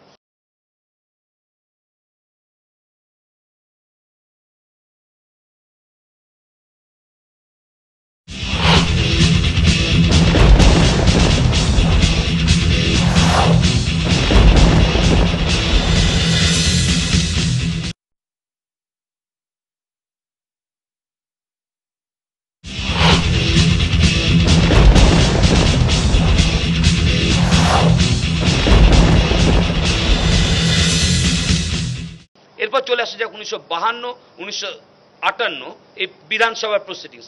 প্রথম বামপন্থী দলের যে বিধায়ক তারা দুটো স্লোগান বিধানসভার ডকুমেন্টটা আছে, এটা আমি আজকে এখানে বলছি না, যে কেউ চেক করতে পারে। দুটো ডিমান্ডকে কনসিস্টেন্টলি চাওয়া হচ্ছে। আজকে কিন্তু সেটা নিয়ে আমরা আলোচনা করছি। একটা ডিমান্ড হচ্ছে নেপালি ভাষার স্বীকৃতি, 2 বিশেষ পরিস্থিতি বিচারে স্বায়ত্তশাসন। এই দুটো স্পেসিফিক ডিমান্ড, যেটা নিয়ে 52 সাল থেকে আজকে 2007 সালে সে আলোচনা করছি। 1907 থেকে আমরা যদি 2012, 105 বছরের সমস্যা, আমরা যদি আসলে প্রবলেমের গভীরতাটা ব্যাপকতাটা বুঝতে হবে। প্রবলেম বলুন, সাবজেক্ট বলুন, আমার সবসময় প্রবলেম বলতে ভালো লাগছে না এই কারণ এটাকে ইতিবাচকভাবে দেখা উচিত। জাতিসত্তা, আবেগ, এটাকে একটা সাবজেক্ট হিসেবে দেখা উচিত। বিভিন্ন জায়গায় এটা থাকে এবং এই জায়গায় যদি কখনো কখনো কোনো ইমব্যালেন্স হয়, ডিসলোকেশন হয়, তখন একটা টেনশন হয়। কালেকটিভ কাজ এটাকে রিজলভ করা। আমি বলিনি, জাস্ট বলিনি, তারপর তুমি বলবে, আবার কথা বলবো। সেটা হচ্ছে আমরা যদি এখন 105-7 বছরের একটা সাবজেক্টকে 90 দিন বা 100 দিনে মনে করি, 105-7 বছরের একটা সাবজেক্টকে তার মধ্যে নানা সময় ওয়েভ উঠেছে নেমেছে, সেটাকে যদি মনে করি সেভাবেই আমি পারসিভ করলাম সাবজেক্টের গভীরতা এবং ব্যাপকতাকে, যে 90-100 বা কোনো সময়ের মধ্যে সমাধান হয়ে গেছে আর কি, তাহলে বোধহয় প্রবলেমের যে গ্র্যাভিটি রয়েছে, সাবজেক্টের যে গ্র্যাভিটি রয়েছে, সেই জায়গাটায় বোধহয় কোন ধরনের আলোচনা ইনভাইট করছে, যাচ্ছি না। এবার সরাসরি চলে আসি 2000 এই যে রিসেন্ট টাইমসে, একদম আর মাঝে গেলাম না, এগ্রিমেন্টের কপিটা, মেমোরেন্ডাম যেটা হলো, সুমন সঠিকভাবে তখন কথা বলার সময়, উদয়নদার সাথে কথা বলার সময় বলছিলে যে 18 তারিখে 18 জুলাই যে এগ্রিমেন্টটা হলো, মেমোরেন্ডামটা হলো, সেই মেমোরেন্ডামে আমি রোশন যখন এর আগেও পাহাড়ে গত মাসখানেক আগে আমরা একটা আলোচনা করছিলাম, রোশনকে আমি দেখালাম যে বললো যে স্যার দুটো জায়গায় মেনশন আছে। আমি জাস্ট পড়ছি একটা লাইন, হচ্ছে now therefore the government of India, the government of West Bengal and the Gorkha Janmukti Morcha keeping on record the demand of the Gorkha Janamurti Morcha for a separate state of Gorkhaland agree as follows. অর্থাৎ memorandum of agreement 18 তারিখে যেটা পিন্টল ভ্যালিতে এই 3 পক্ষ উপস্থিত থেকে সই করা হয়েছিল, প্রথম সরকারিভাবে, এবং ও বলেছে এটা আগের দিন ওদের জায়গা থেকে স্বাভাবিকভাবে রাজনৈতিক জয় আর কি, যেটা প্রথম অবস্থায় এটা গোপন ছিল, পরে তো এখন এটা সবার কাছে চলে এসছে, যে স্টেট অফ গোর্খাল্যান্ড এটাকে রেকর্ড করা হচ্ছে করে 32 পয়েন্টের রেজলিউশনস হয়েছে মেমোরেন্ডামে, কপি রয়েছে এখানে। এখন ঘটনাটা হচ্ছে ও বারবার বলছে এবং মনে হচ্ছে যেটা একটা অ্যাসপিরেশনের ব্যাপার, অর্থাৎ এই যে এগ্রিমেন্টটা হলো এরপর যে মৌজার বিষয়, অর্থাৎ যে বিষয়টা এসছে শ্যামল সেন কমিটি কোথায় আসছে, যে রিডিফাইন করা হোক। কারণ আমরা যদি 25-এ 2007 সাল পর্যন্ত, 2005 ইন স্পেসিফিক, 88-এর রেকর্ড হওয়ার পর 88 সালের রেকর্ড থেকে 2005 সাল পর্যন্ত পাহাড়ে কিন্তু অ্যাজ সাচ কোনো রকম অশান্তি ছিল না। জেএনএলএফ দল সুভাষ সিং রাজত্ব করছিলেন। পরবর্তী অবস্থায় আবার 2005-এর পরে একটা ক্রাইসিস হচ্ছে, আমি সবাই জানে, ফলে বলার প্রশ্ন ওঠে না।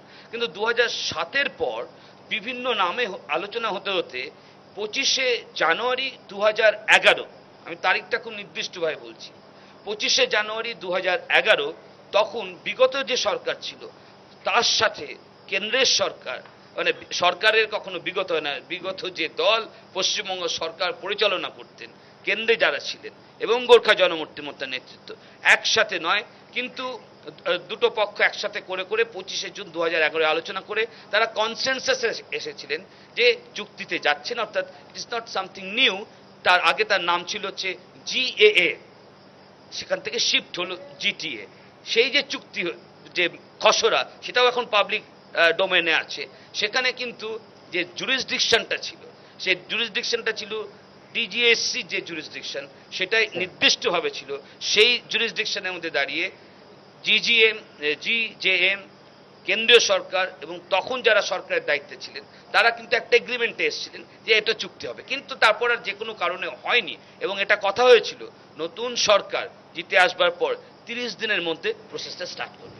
এবার এখন আমাদের সামনে যেখানে এসে বিষয়টা দাঁড়িয়েছে, এটা কিন্তু অসম্ভবভাবে, কারণ ওই যে 4টে প্যারামিটারের মধ্যে 3টে প্যারামিটার বা বিভিন্ন বিচারে অনেকটা মেজারেবল, অনেকটা কোয়ান্টিফায়েবল, অর্থাৎ পরিমাণগতভাবে সেগুলোকে সংখ্যা দিয়ে আমরা সেগুলোকে মাপতে পারবো। কিন্তু রোশন স্পন্টেনিয়াসলি রিয়াক্ট করছে, কথা বলছে, রিয়াক্ট মানে রাগ করছে না, কথা বলছে, এক্সপ্রেস করছে ওর মাইন্ডকে। সেটা হচ্ছে, আমিও যেটুকু দেখেছি তাতে দেখলাম 4th প্যারামিটারটা কিন্তু সব থেকে মানে ডিবেট ইনভাইট করছে, কারণ 4th প্যারামিটারটাকে মেজার করা এটা কিন্তু পারসেপশনের ব্যাপার, এবং ওই পারসেপশনের জায়গাটা কিন্তু একটা হিস্টোরিক্যালি ডিটারমিন্ড হয়, এবং সেখান থেকে কিন্তু একটা কনভিকশন তৈরি হচ্ছে। ফলে মনে হচ্ছে যে এই জায়গাটা কিন্তু মাপা যাবে না। It is a question of the physical visit. যে ফিজিক্যাল ভিজিট দিলে one can try to perceive the thing.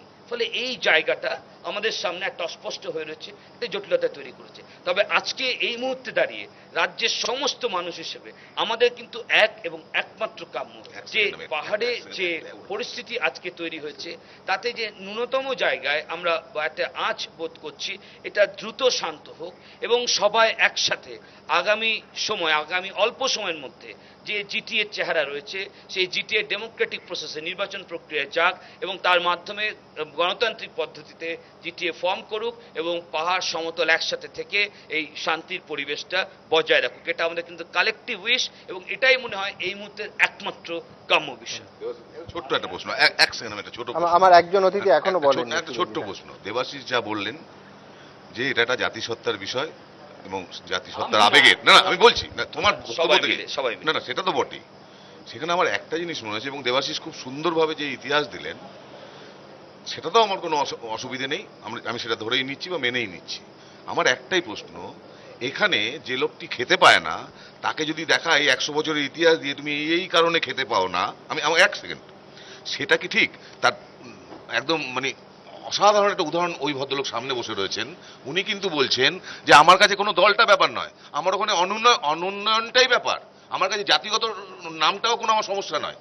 এটাকে কিন্তু অ্যাডমিট করতে হবে যে দীর্ঘদিনের যে একটা বঞ্চনা হয়েছে, এটা কিন্তু উই হ্যাভ টু অ্যাডমিট। বা আমাদের এখানে যারা রয়েছে তাদের কারোর কাছে তথ্য আছে তোমার পুরো কথাটাতে এখনো পর্যন্ত শোনো, ভারতবর্ষের স্বাধীনতা অ্যাডমিট করা উচিত। না ভারতবর্ষের স্বাধীনতা, একটা জিনিসকে বুঝতে হবে, প্যাম্পার করা না। ভারতবর্ষের স্বাধীনতার পর এখনো পর্যন্ত বিলো পভার্টি লেভেল পপুলেশনের ডেফিনেশন কি হবে, পভার্টি লাইনের ডেফিনেশন কি হবে, তাই নিয়ে এখনো পর্যন্ত 70 বছর ছুঁই স্বাধীনতা হওয়ার পর আমরা বিতর্ক করছি। হঠাৎ করে কি করে আশা করছো, সমিতদা, তুমি হঠাৎ করে কি করে আশা করছো যে বিচ্ছিন্নভাবে তুমি পশ্চিমবঙ্গ বা ভারতবর্ষে যে কোনো একটা জায়গায় গিয়ে তুমি অনুন্নয়নের কোনো কথা শুনবে না? গোটা দেশটা এখনো পর্যন্ত বৈষম্যের প্রশ্নে গোটা দেশটা, এটা আবার নতুন করে কি আর স্বাধীনতার পর এত বছর পর 15% মানুষের কাছে ভারতবর্ষের 85% পুঁজি, তুমি হঠাৎ করে এই জিনিসটা এসে তরাইতে মাপছো কেন? এটা তো ন্যাশনাল ক্রাইসিস, বলছো না কেন? এটা বলবার দরকার নেই। সেই অনুন্নয়নের কথাটা বলো আর সেইভাবে অর্থনীতি নিয়ে তো আলোচনা হয়নি। সমাজে সবসময় বৈষম্য রয়েছে আর সবাই আমরা বৈষম্য দূর করার কথা চিন্তা করি, কিন্তু যখন চিন্তা করি তার মাধ্যম দিয়ে বৈষম্য আরো সৃষ্ট করি। আমি খালি একটা পয়েন্ট একটা খালি পয়েন্ট বলে নিই, সেটা হচ্ছে যে প্রথম কথাটা যে প্রশ্নটা এলো দেবাশিসও এখানে বলেছে, আমি সোমেনদার সাথেও, সোমেনদা লেখালেখি করে, সোমেনদা এইসব ব্যাপারে লিখেছে, আমিও এসব ব্যাপারে চর্চা করেছি। সোমেনদা জানে যে আমিও দার্জিলিং জেলার কমিউনিস্ট পার্টির কমিউনিস্ট আন্দোলনের ইতিহাস লিখেছি। বিষয়টাকে মানে শুধুমাত্র একটু একপেশেভাবে একটা বিচ্ছিন্নভাবে দেখলে পরে হবে না। আর ইতিহাস একটা জায়গাতে থেমে থাকে না, ইতিহাস এগিয়ে যায়। আর এটা একটা জেলা কমিটি কি করেছিল, পরবর্তীকালে সেটাকে র্যাটিফাই করেনি ওপরের কমিটি, আমি সেই জায়গাতে যাচ্ছি না। বিষয়টা যদি এইভাবে আসে যে একটা অনুন্নয়ন আছে, বিষয়টা যদি এইভাবে আসে যে একটু এখানে খেতে পাচ্ছে না, দার্জিলিং সমস্যাটাকে মানে কি বলছেন আমি বুঝতে পারছি না। একটু অনুন্নয়ন আছে মানে অনেকটাই অনুন্নয়ন আছে,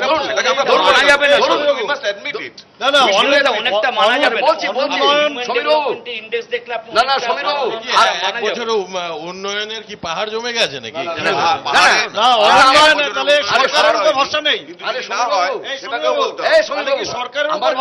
আমার কথাটা শুনুন না, আমার কথাটা হচ্ছে আপনার প্রতিবাদ করার মতো বিষয় নয়।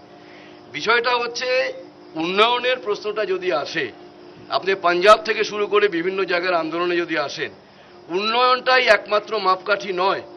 আজকে গোটা পৃথিবীতে আইডেন্টিটি পলিটিক্সটা যে জায়গাতে গেছে, সবাই তার নিজের আইডেন্টিটি, নেপালিতে একটা কথা বলে চিনহারি, চিনহারি আমাদের পরিচিতি, আমরা কি পাবো? না না, আপনি কেন ইন্টারাপ্ট করছেন? সেই জায়গাটাতে যদি আমরা না যাই, আজকে যে এথনিক প্রবলেমটাকে শুধু ল অ্যান্ড অর্ডার প্রবলেম বা কিছু একটা আমাদের এখানে উন্নয়ন হবে অতএব তাতে প্রবলেমটা সমাধান হয়ে যাবে, 100 দিনে সমাধান হয়ে যাবে, এইগুলো বলা মানে, এগুলো আমি খুব দুঃখের সঙ্গে বলি, ছেলে মানুষই হচ্ছে, এগুলো ঠিক না। এর সঙ্গে যুক্ত আছে একটা আইডেন্টিটির প্রশ্ন, এটা এথনিক গ্রুপের দীর্ঘদিনের একটা নানান ধরনের বিষয়। শুধুমাত্র এরা একটা পেলো, এটা একটা আর্থিক বিষয়, এইভাবেই বিষয়টাকে দেখলে পরে হবে না। সেই অনেক কথা আছে, তাহলে আপনাদের বলতে হয় অনেক কথা। আপনারা যদি একটু সেনসিটিভ হতেন আর তাদেরকে দেশদ্রোহী আখ্যায়িত না করতেন 80-র দশকে, তাহলে ভালো। আমরা দেশদ্রোহী আখ্যা করিনি। দার্জিলিং গোর্খা হিল কাউন্সিল, আমি কিন্তু আপনার সঙ্গে একমত। আমি দার্জিলিং গোর্খা হিল কাউন্সিল তৈরি হয়েছে বামফ্রন্টের। না, সেটা কেন হয়েছে, কিভাবে হতে হয়েছে, জিভবাবু, আমরা তো ডুয়ার্সের আদিবাসীরা তো অনেকদিন আপনাদের সঙ্গে ছিলাম, তাহলে তখন আমাদের এখনো থাকুন সেটা চাই না। না না, সেটা পরে ব্যাপার। এখন স্টুডিওতে বসে এরকম বলতেছেন আপনারা, সবাই শুনতে চায়, এটা আলাদা ব্যাপার। আমরা এতদিন ছিলাম, লগভগ 35 বছর, তো আমাদের আইডেন্টিটির কথা ছিল, তখন আপনার সামনে আমাদের সমস্যায় উঠেছিলেন, কমরেডরা, আমাদের আদিবাসী কমরেডরা নিয়ে আসতেছিলেন। সুনীল বানিক এক টাইমে বলো, আরে ডুয়ার্সের আদিবাসী তো অনেক ভালো ঝাড়খণ্ড থেকে। তো ঠিকই আছে, কোন ধরনের বললেন জানি না, আপনার বামফ্রন্টের একটা শরিক দলের, আপনি বলতেছেন যে বিচ্ছিন্ন উন্নয়নের অনেক পরিভাষা আছে, আর বিচ্ছিন্ন মানে আলাগবাদ অনেক পরিভাষা আছে। ইন্ডিয়ান কনস্টিটিউশনের ভিতরে এক রাজ্য হয়ে আলাদা রাজ্যকে, হয়তো রাজ্য স্তরীয় তো এটা বিচ্ছিন্নতাবাদ হয়, কিন্তু ন্যাশনাল হিসাবে ওইটা একটা সেপারেট স্টেট বলা যায়। তো কি পরিভাষা উন্নয়নের, কি পরিভাষা? শুধু আমাকে কাপড় লাগবে, খেতে দিলে হয়ে যাবে, আমার যে মাতৃভাষাতে শিক্ষা করি সেটা নাই, বা আদিবাসী কনস্টিটিউশনে যে যে রাইটস আছে সেটা পরিপূর্ণ করার জন্য যেটা ইমপ্লিমেন্ট করা যাবে সেটা উন্নয়ন নয়। সেই উন্নয়নের জন্যই তো লড়াই করতে হবে। আরেকটা ব্যাপার, এই যে জায়গাতে আমরা বসে স্টুডিওতে কথা বলছি যে এখানে চানবুনি বলে একটা চা বাগান ছিল, ওই হাজার হাজার আদিবাসীরা এখানে টাউনশিপ হয়েছে, ভালো কথা, উন্নয়ন হোক, কিন্তু তার পরিবর্তে যে আদিবাসীরা আপনাদের সময়তে এই চানমুনির চা বাগানের আদিবাসীরা এখন কোন হালতে আছে? তারা এখানেই কাজ করে, তারা এখানেই কাজ করে। এটা আপনি জানেন না, তারা এখানেই কাজ করে, এটা আপনি জানেন না, সবাই জানেন, আমরাও জানি। এবার আমরা সুরজিতের গায়ে যেতেই হবে, আমাদের সময় প্রায় শেষ হয়ে এসেছে। বাবু আমার একটা তথ্য নিয়ে বলেছেন, 1946 সন আমি ঘটনার প্রসঙ্গে উল্লেখ করেছিলাম। 1946 সনের 9ই জুলাই যে চিঠিটা যেটা প্রকাশ হয়েছিল, গণেশলাল সুব্বার যে সই করা, তার সাথে সাথে কিন্তু আরেকটা ব্যাপারও কথা আছে। আপনি বলে কনস্টিটিউটেড অ্যাসেম্বলিতে কমিউনিস্ট পার্টির পক্ষ থেকে যে দাবিপত্র যেটা বলা হয়েছিল গোর্খাস্তানের ব্যাপারে, সেটা কিন্তু কমিউনিস্ট পার্টির রেজুলেশন, এই প্রেক্ষাপট যেটা জীবেশ বলেছে সত্যি, তখনকার প্রেক্ষাপট এখনকার প্রেক্ষাপটের তফাৎ রেখেছে। 1942 সনে কমিউনিস্ট পার্টির স্পেশাল প্লেনারিতে মানে ঠিক জাতিসত্তার প্রশ্নে যে জায়গাটুকু তারা তুলেছিলেন এবং তার কন্টিনিউয়েশন মানে স্ট্যালিনের জাতিসত্তার ভিত্তিতে যে জায়গার থেকে তারা এই কথাগুলো বলেছিলেন, এবং ঠিক একই সময় যখন গোর্খাস্থানের কথা বলেছেন তখন পিসি যোশী উত্তরপ্রদেশের তিনি তখন তার সম্পাদক, এবং সেখানে কিন্তু আজকের যে উত্তরাখণ্ডের যে দাবি সেটা কিন্তু কমিউনিস্ট পার্টির মুখ থেকে প্রথম উঠে এসেছে। আমি যাবো, আমার সুরজিতের কাছে যেতেই হবে। দেবাশিস বাবু, জীবেশ বাবু, ওম প্রকাশ দা, আপনারা একমত হন, ভিন্ন মত হন, আমায় এবার থামাতে হবে। সুরজিৎ, এটা কিন্তু কমিউনিস্ট পার্টিটাকে খারিজ করেছে, সেটা তো ইতিহাস, সুরজিৎ, কোনো সন্দেহ নেই যে অত্যন্ত জটিল একটা সমস্যা এবং এটা রাজনৈতিক বিতর্কের থেকেও অনেক বেশি। আমরা ইতিহাস থেকে বর্তমানে ফিরতেই হবে। সুরজিৎ, আসলে আমার মোটামুটি সব গুলিয়ে গেছে, মানে তখন থেকে প্যারামিটার 100 বছরের ইতিহাস, এই পুরো ইতিহাস জানা সবকিছুর মধ্যে আর কি। কারণ আমি খুব সাধারণ মানুষ, তো আমি এই যে জিটিএ, তারপর শ্যামল সেনের, তারপর চুক্তি, শ্যামল সেনের যা কথা হচ্ছে আমাদের এখানে, সমস্ত কিছু আমার মনে হয় যারা এই অনুষ্ঠান দেখছে তাদের মধ্যে অনেকটা অংশ আছে যারা এইটা জানে না। তারা কি জানে আমি বলছি, আমি জানি যে 100 বছর আগে থেকে হয়তো এই জিনিসটা চলছে, কিন্তু আমরা যখন স্কুলে পড়তাম বা আমাদের ডেস্টিনেশনে ছিল গরমের ছুটিতে দার্জিলিং যাব, কালিম্পং যাব, তো আমাদের তখন খবরের কাগজ দেখতে হতো না যে যাও, এখন কি যাওয়ার ঠিক সময়। যেমন এই মুহূর্তে যে এমন একটা ভলাটাইল পরিস্থিতি শুরু হয়েছে যে এই গরমের ছুটিতে কেউ দার্জিলিং বা এদিকে আসতে গেলে হয়তো 5 বার ভাববে যে যাবো, কোনো অ্যাজিটেশন শুরু হবে না তো, ফিরতে পারবো তো। এখন অবশ্যই এই ক্ষতিটা দুজনেরই, আমাদেরও ক্ষতি, যারা আমরা আসতে পারছি না তাদের ক্ষতি, এবং এটাও ঠিক আবার যখন বলছি তখন মনে হয় যে আমি বেড়াতে যাব বলেই কি এটাই কি সব থেকে মুখ্য উদ্দেশ্য? এটাই একটা দীর্ঘদিনের গোর্খাদের এবং অন্য জনজাতিদের অভিযোগ যে এটা একটা গরমের ঠান্ডা ছুটি কাটানোর জায়গা হিসেবেই দেখা হয়েছে। এখানকার মানুষদের সেন্টিমেন্টটাকে এক্স্যাক্টলি আমি এইটাতেই আসছিলাম যে কোথাও এখানকার মানুষদের ক্ষোভ তো আছে। কোনো আন্দোলন যখন শুরু হয় আমার মনে হয় গ্রাউন্ড লেভেলে একটা ক্ষোভ থেকে সেটা বাড়তে বাড়তে এক জায়গায় যায়, তো সেই রুটটা কোথায়, সেই ক্ষোভটা কোথায়, সেইটা মনে হয় অ্যাড্রেস করা খুব দরকার। আমি ওনার সাথে প্রচন্ডভাবে একমত। দিনের পর দিন শুধু মুখে ভাই ভাই ভাই ভাই বলে গেলে তো হবে না। মানে আমি আজকে সৌমিরদাকে রোজ একবার করে দেখা হলে, সৌমিরদা আমি আর তুমি ভাই ভাই, তো এটা সেটা আচরণ অথবা সেটা কাজে প্রকাশ পেতেই হবে যে ভাই ভাই হয়ে ভাইয়ের জন্য ভাই কি করলো। সেইটা না হলে এই যে ক্ষোভ, এগুলো জমতে জমতে একটা জায়গায় আসবে। আমার মনে হয় এই দার্জিলিং সমস্যার সমাধানটা বোধহয় এবার ইমিডিয়েটলি দরকার। ইমিডিয়েটলি আমি বলছি, কারণ আমি যে এত কিছু জানি না বলে বলছি, অজ্ঞ বলেই বলছি। হয়তো যে জায়গায় আমরা দাঁড়িয়ে আছি ইমিডিয়েট সমস্যার এটার হয়তো সম্ভব না, কিন্তু আবার সম্ভব নাও কেন, পজিটিভলি যদি ভাবি কিছু তো একটা হচ্ছে, আমি যেটা দেখতে পাচ্ছি। মানে আমি এর আগেও দেখেছি যে কথাই হচ্ছে না, সেখান থেকে একটা জায়গায় দেখেছি দুপক্ষ দাঁড়িয়ে হাসছে, টিভিতে দেখেছি, তখন ভেবেছিলাম যে যাক একটা জায়গায় এগোচ্ছে। আবার আমি দেখছি যে এই যে দুপক্ষর মধ্যে আবার একটা ছোট্ট টানাপোড়েন শুরু হয়েছে। এখন ইস্যুটা হচ্ছে এই টানাপোড়েনটাকে যতটা কম বাড়তে দেওয়া যায় আমার মনে হয়, মানে এবং কত তাড়াতাড়ি এটাকে অ্যাড্রেস করার একটাই উপায় হচ্ছে এই ক্ষোভগুলোকে অ্যাড্রেস করা, সাধারণ মানুষকে অ্যাড্রেস করা। কারণ at the end of the day আমার মনে হচ্ছে যে এই রাজনৈতিক ঘোর প্যাচে সাধারণ মানুষ পড়ে যাচ্ছে না তো। মানে যারা এই পর্যটন শিল্পের সাথে যুক্ত, যারা চা বাগানে কাজ করে, তারা কি চায় এই সমস্যা, তারা কি এই চায়? আমরা যেমন শান্তি চাই, বেড়াতে যাই, আসতে চাই, বেড়াতে যাওয়াটাই তো মুখ্য উদ্দেশ্য না, তাদের জীবনযাত্রাও একটা বিরাট জায়গা। সেই জায়গা থেকে তারা তো শান্তিই চাইবে, কারণ তারা শান্তি চায়, তারা একটু বেশি পয়সা রোজগার করতে চায়, তারা ঠিকমতো জীবনযাপন করতে চায়। সেই জায়গাটা যতদিন অ্যাড্রেস করতে পারবো আমার মনে হয় ততদিন অবধি হয়তো আমরা কোথাও পৌঁছাবো না। সেটা একটু একটু করে অ্যাড্রেস করতেই হবে। এই যে এত কিছুর মধ্যেও যে মনে হয় যে এই যে 14 তারিখে একটা মিটিং হচ্ছে, this is a very positive side. হচ্ছে তো, মানে এইখান থেকে কিছু বেরোবে তো, হয়তো সে ক্ষোভের আলোচনা তো হবে। কারণ আমাদের আজকের দিনে গণতন্ত্রের সমস্যার সমাধান আমার মনে হয় আলোচনায়, তাছাড়া আর কি? মারামারি তো সমস্যার সমাধান হতে পারে না, আরো বাড়বে সমস্যা, বাড়বেই, তাছাড়া কিচ্ছু হবে না। এবার অতএব এই সমস্যার সমাধান আলোচনা করেই হবে, একটা আলোচনা, দুটো আলোচনা, যে এত রুটের সমস্যাটা।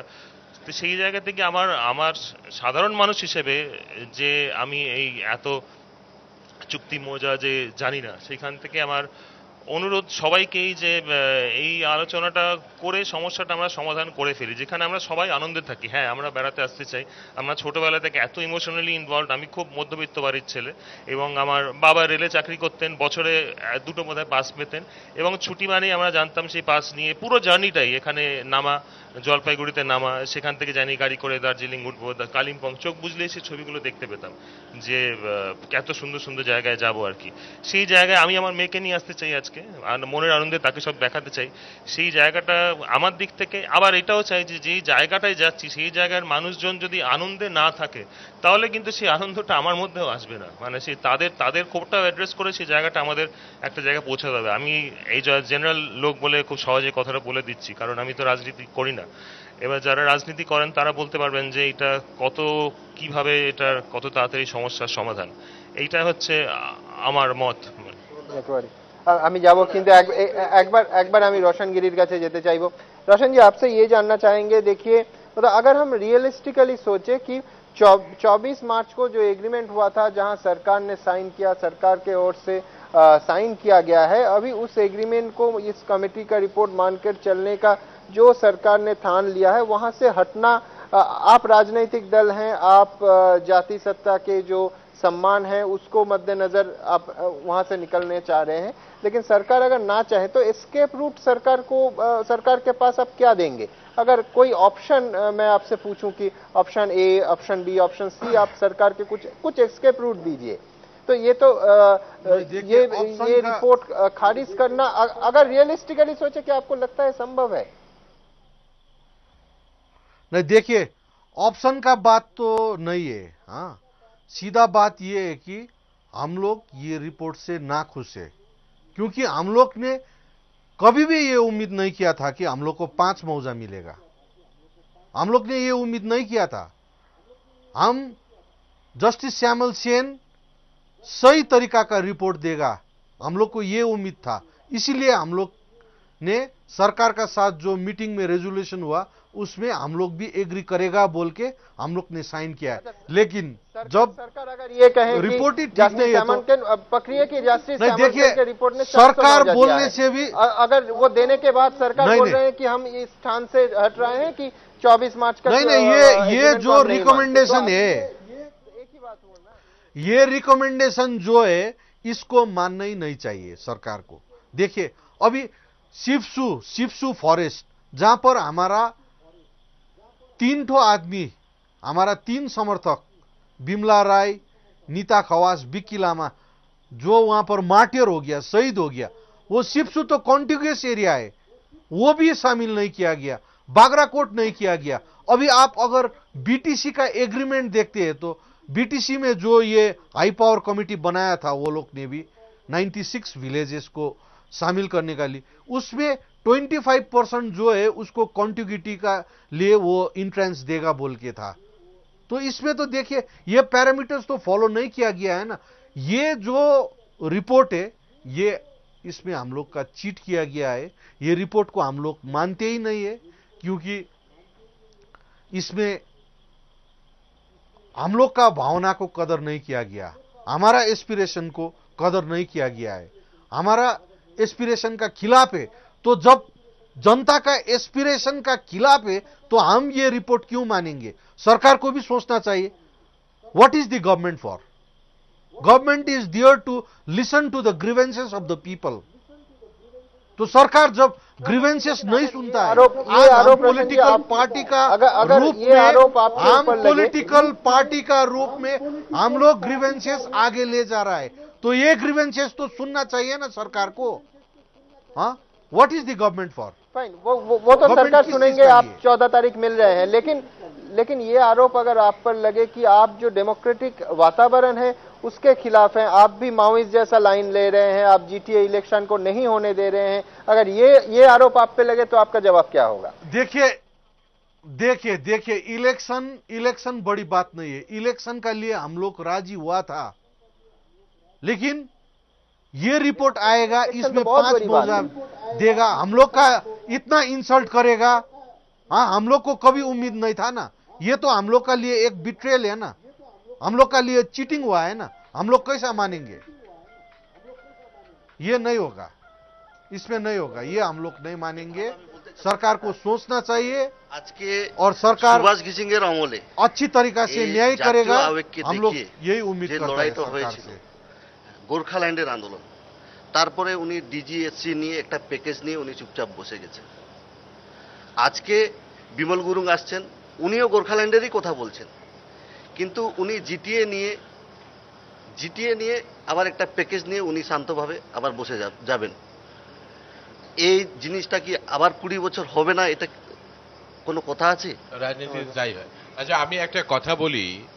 আমি রোশনগিরির কথাটা খুব মনোযোগ দিয়ে শুনছিলাম এবং উনি যে এই যে 4টা ক্রাইটেরিয়ার কথা বলেছে, যেটা হয়েছে এবং কোন কোন জায়গায় অন্তর্ভুক্তি হলো আর কোন কোন জায়গাটা অন্তর্ভুক্তি হলো না, উনি খুব বিশদে বলেছেন এবং বেশ অনেক কিছু কিন্তু গুরুত্ব দেওয়াটা প্রয়োজনীয়তা রয়েছে।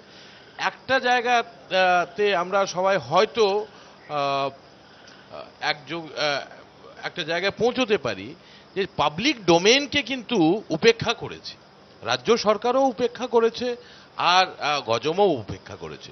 এরা এক অপরের সঙ্গে এত বেশি অ্যাকোমোডেশনটা অ্যাচিভ করতে পেরেছে, যেটা আপাত দৃষ্টিতে আমরা বাইরে থেকে যারা আছি আমরা বলছি খুব ভালো কথা, যে অশান্তি চলছিল, ঝামেলা চলছিল, এর অ্যাকোমোডেশন হ্যাজ বিন রিচড, খুব ভালো কথা।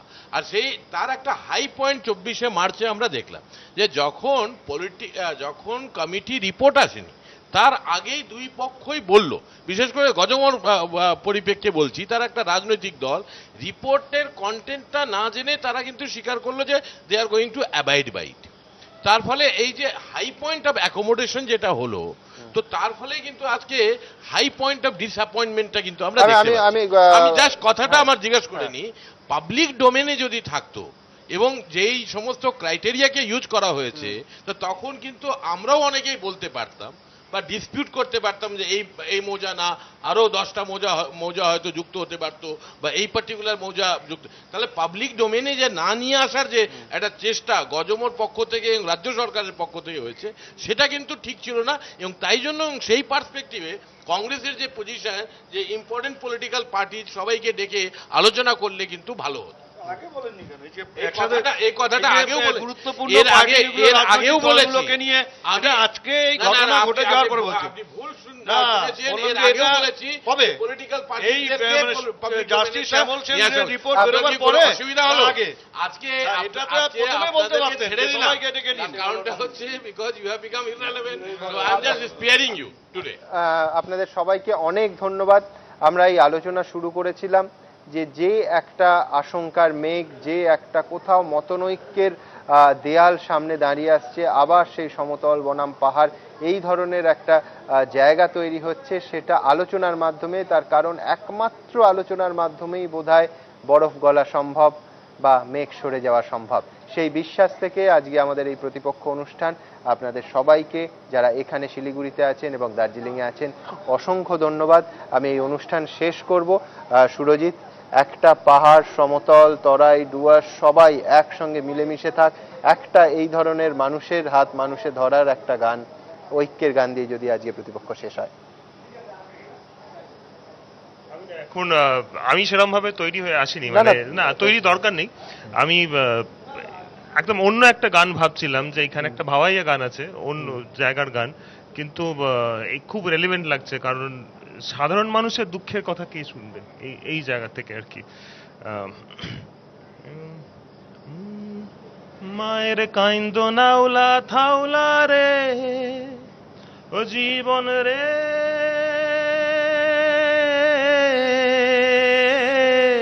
মায়ের কাইন্দ নাউলা থাউলা রে ও জীবন বইনের কান্দন সাদ, ভাইয়েরও রজনী কান্দে দেশেরও আচার, জীবন রে ও জীবন ছাড়িয়া না যাস মোরে, তুই জীবন ছাড়িয়া গেলে আদর করবি কায়, জীবন রে তুই জীবন ছাড়িয়া গেলে আদর করবি কায়, জীবন রে।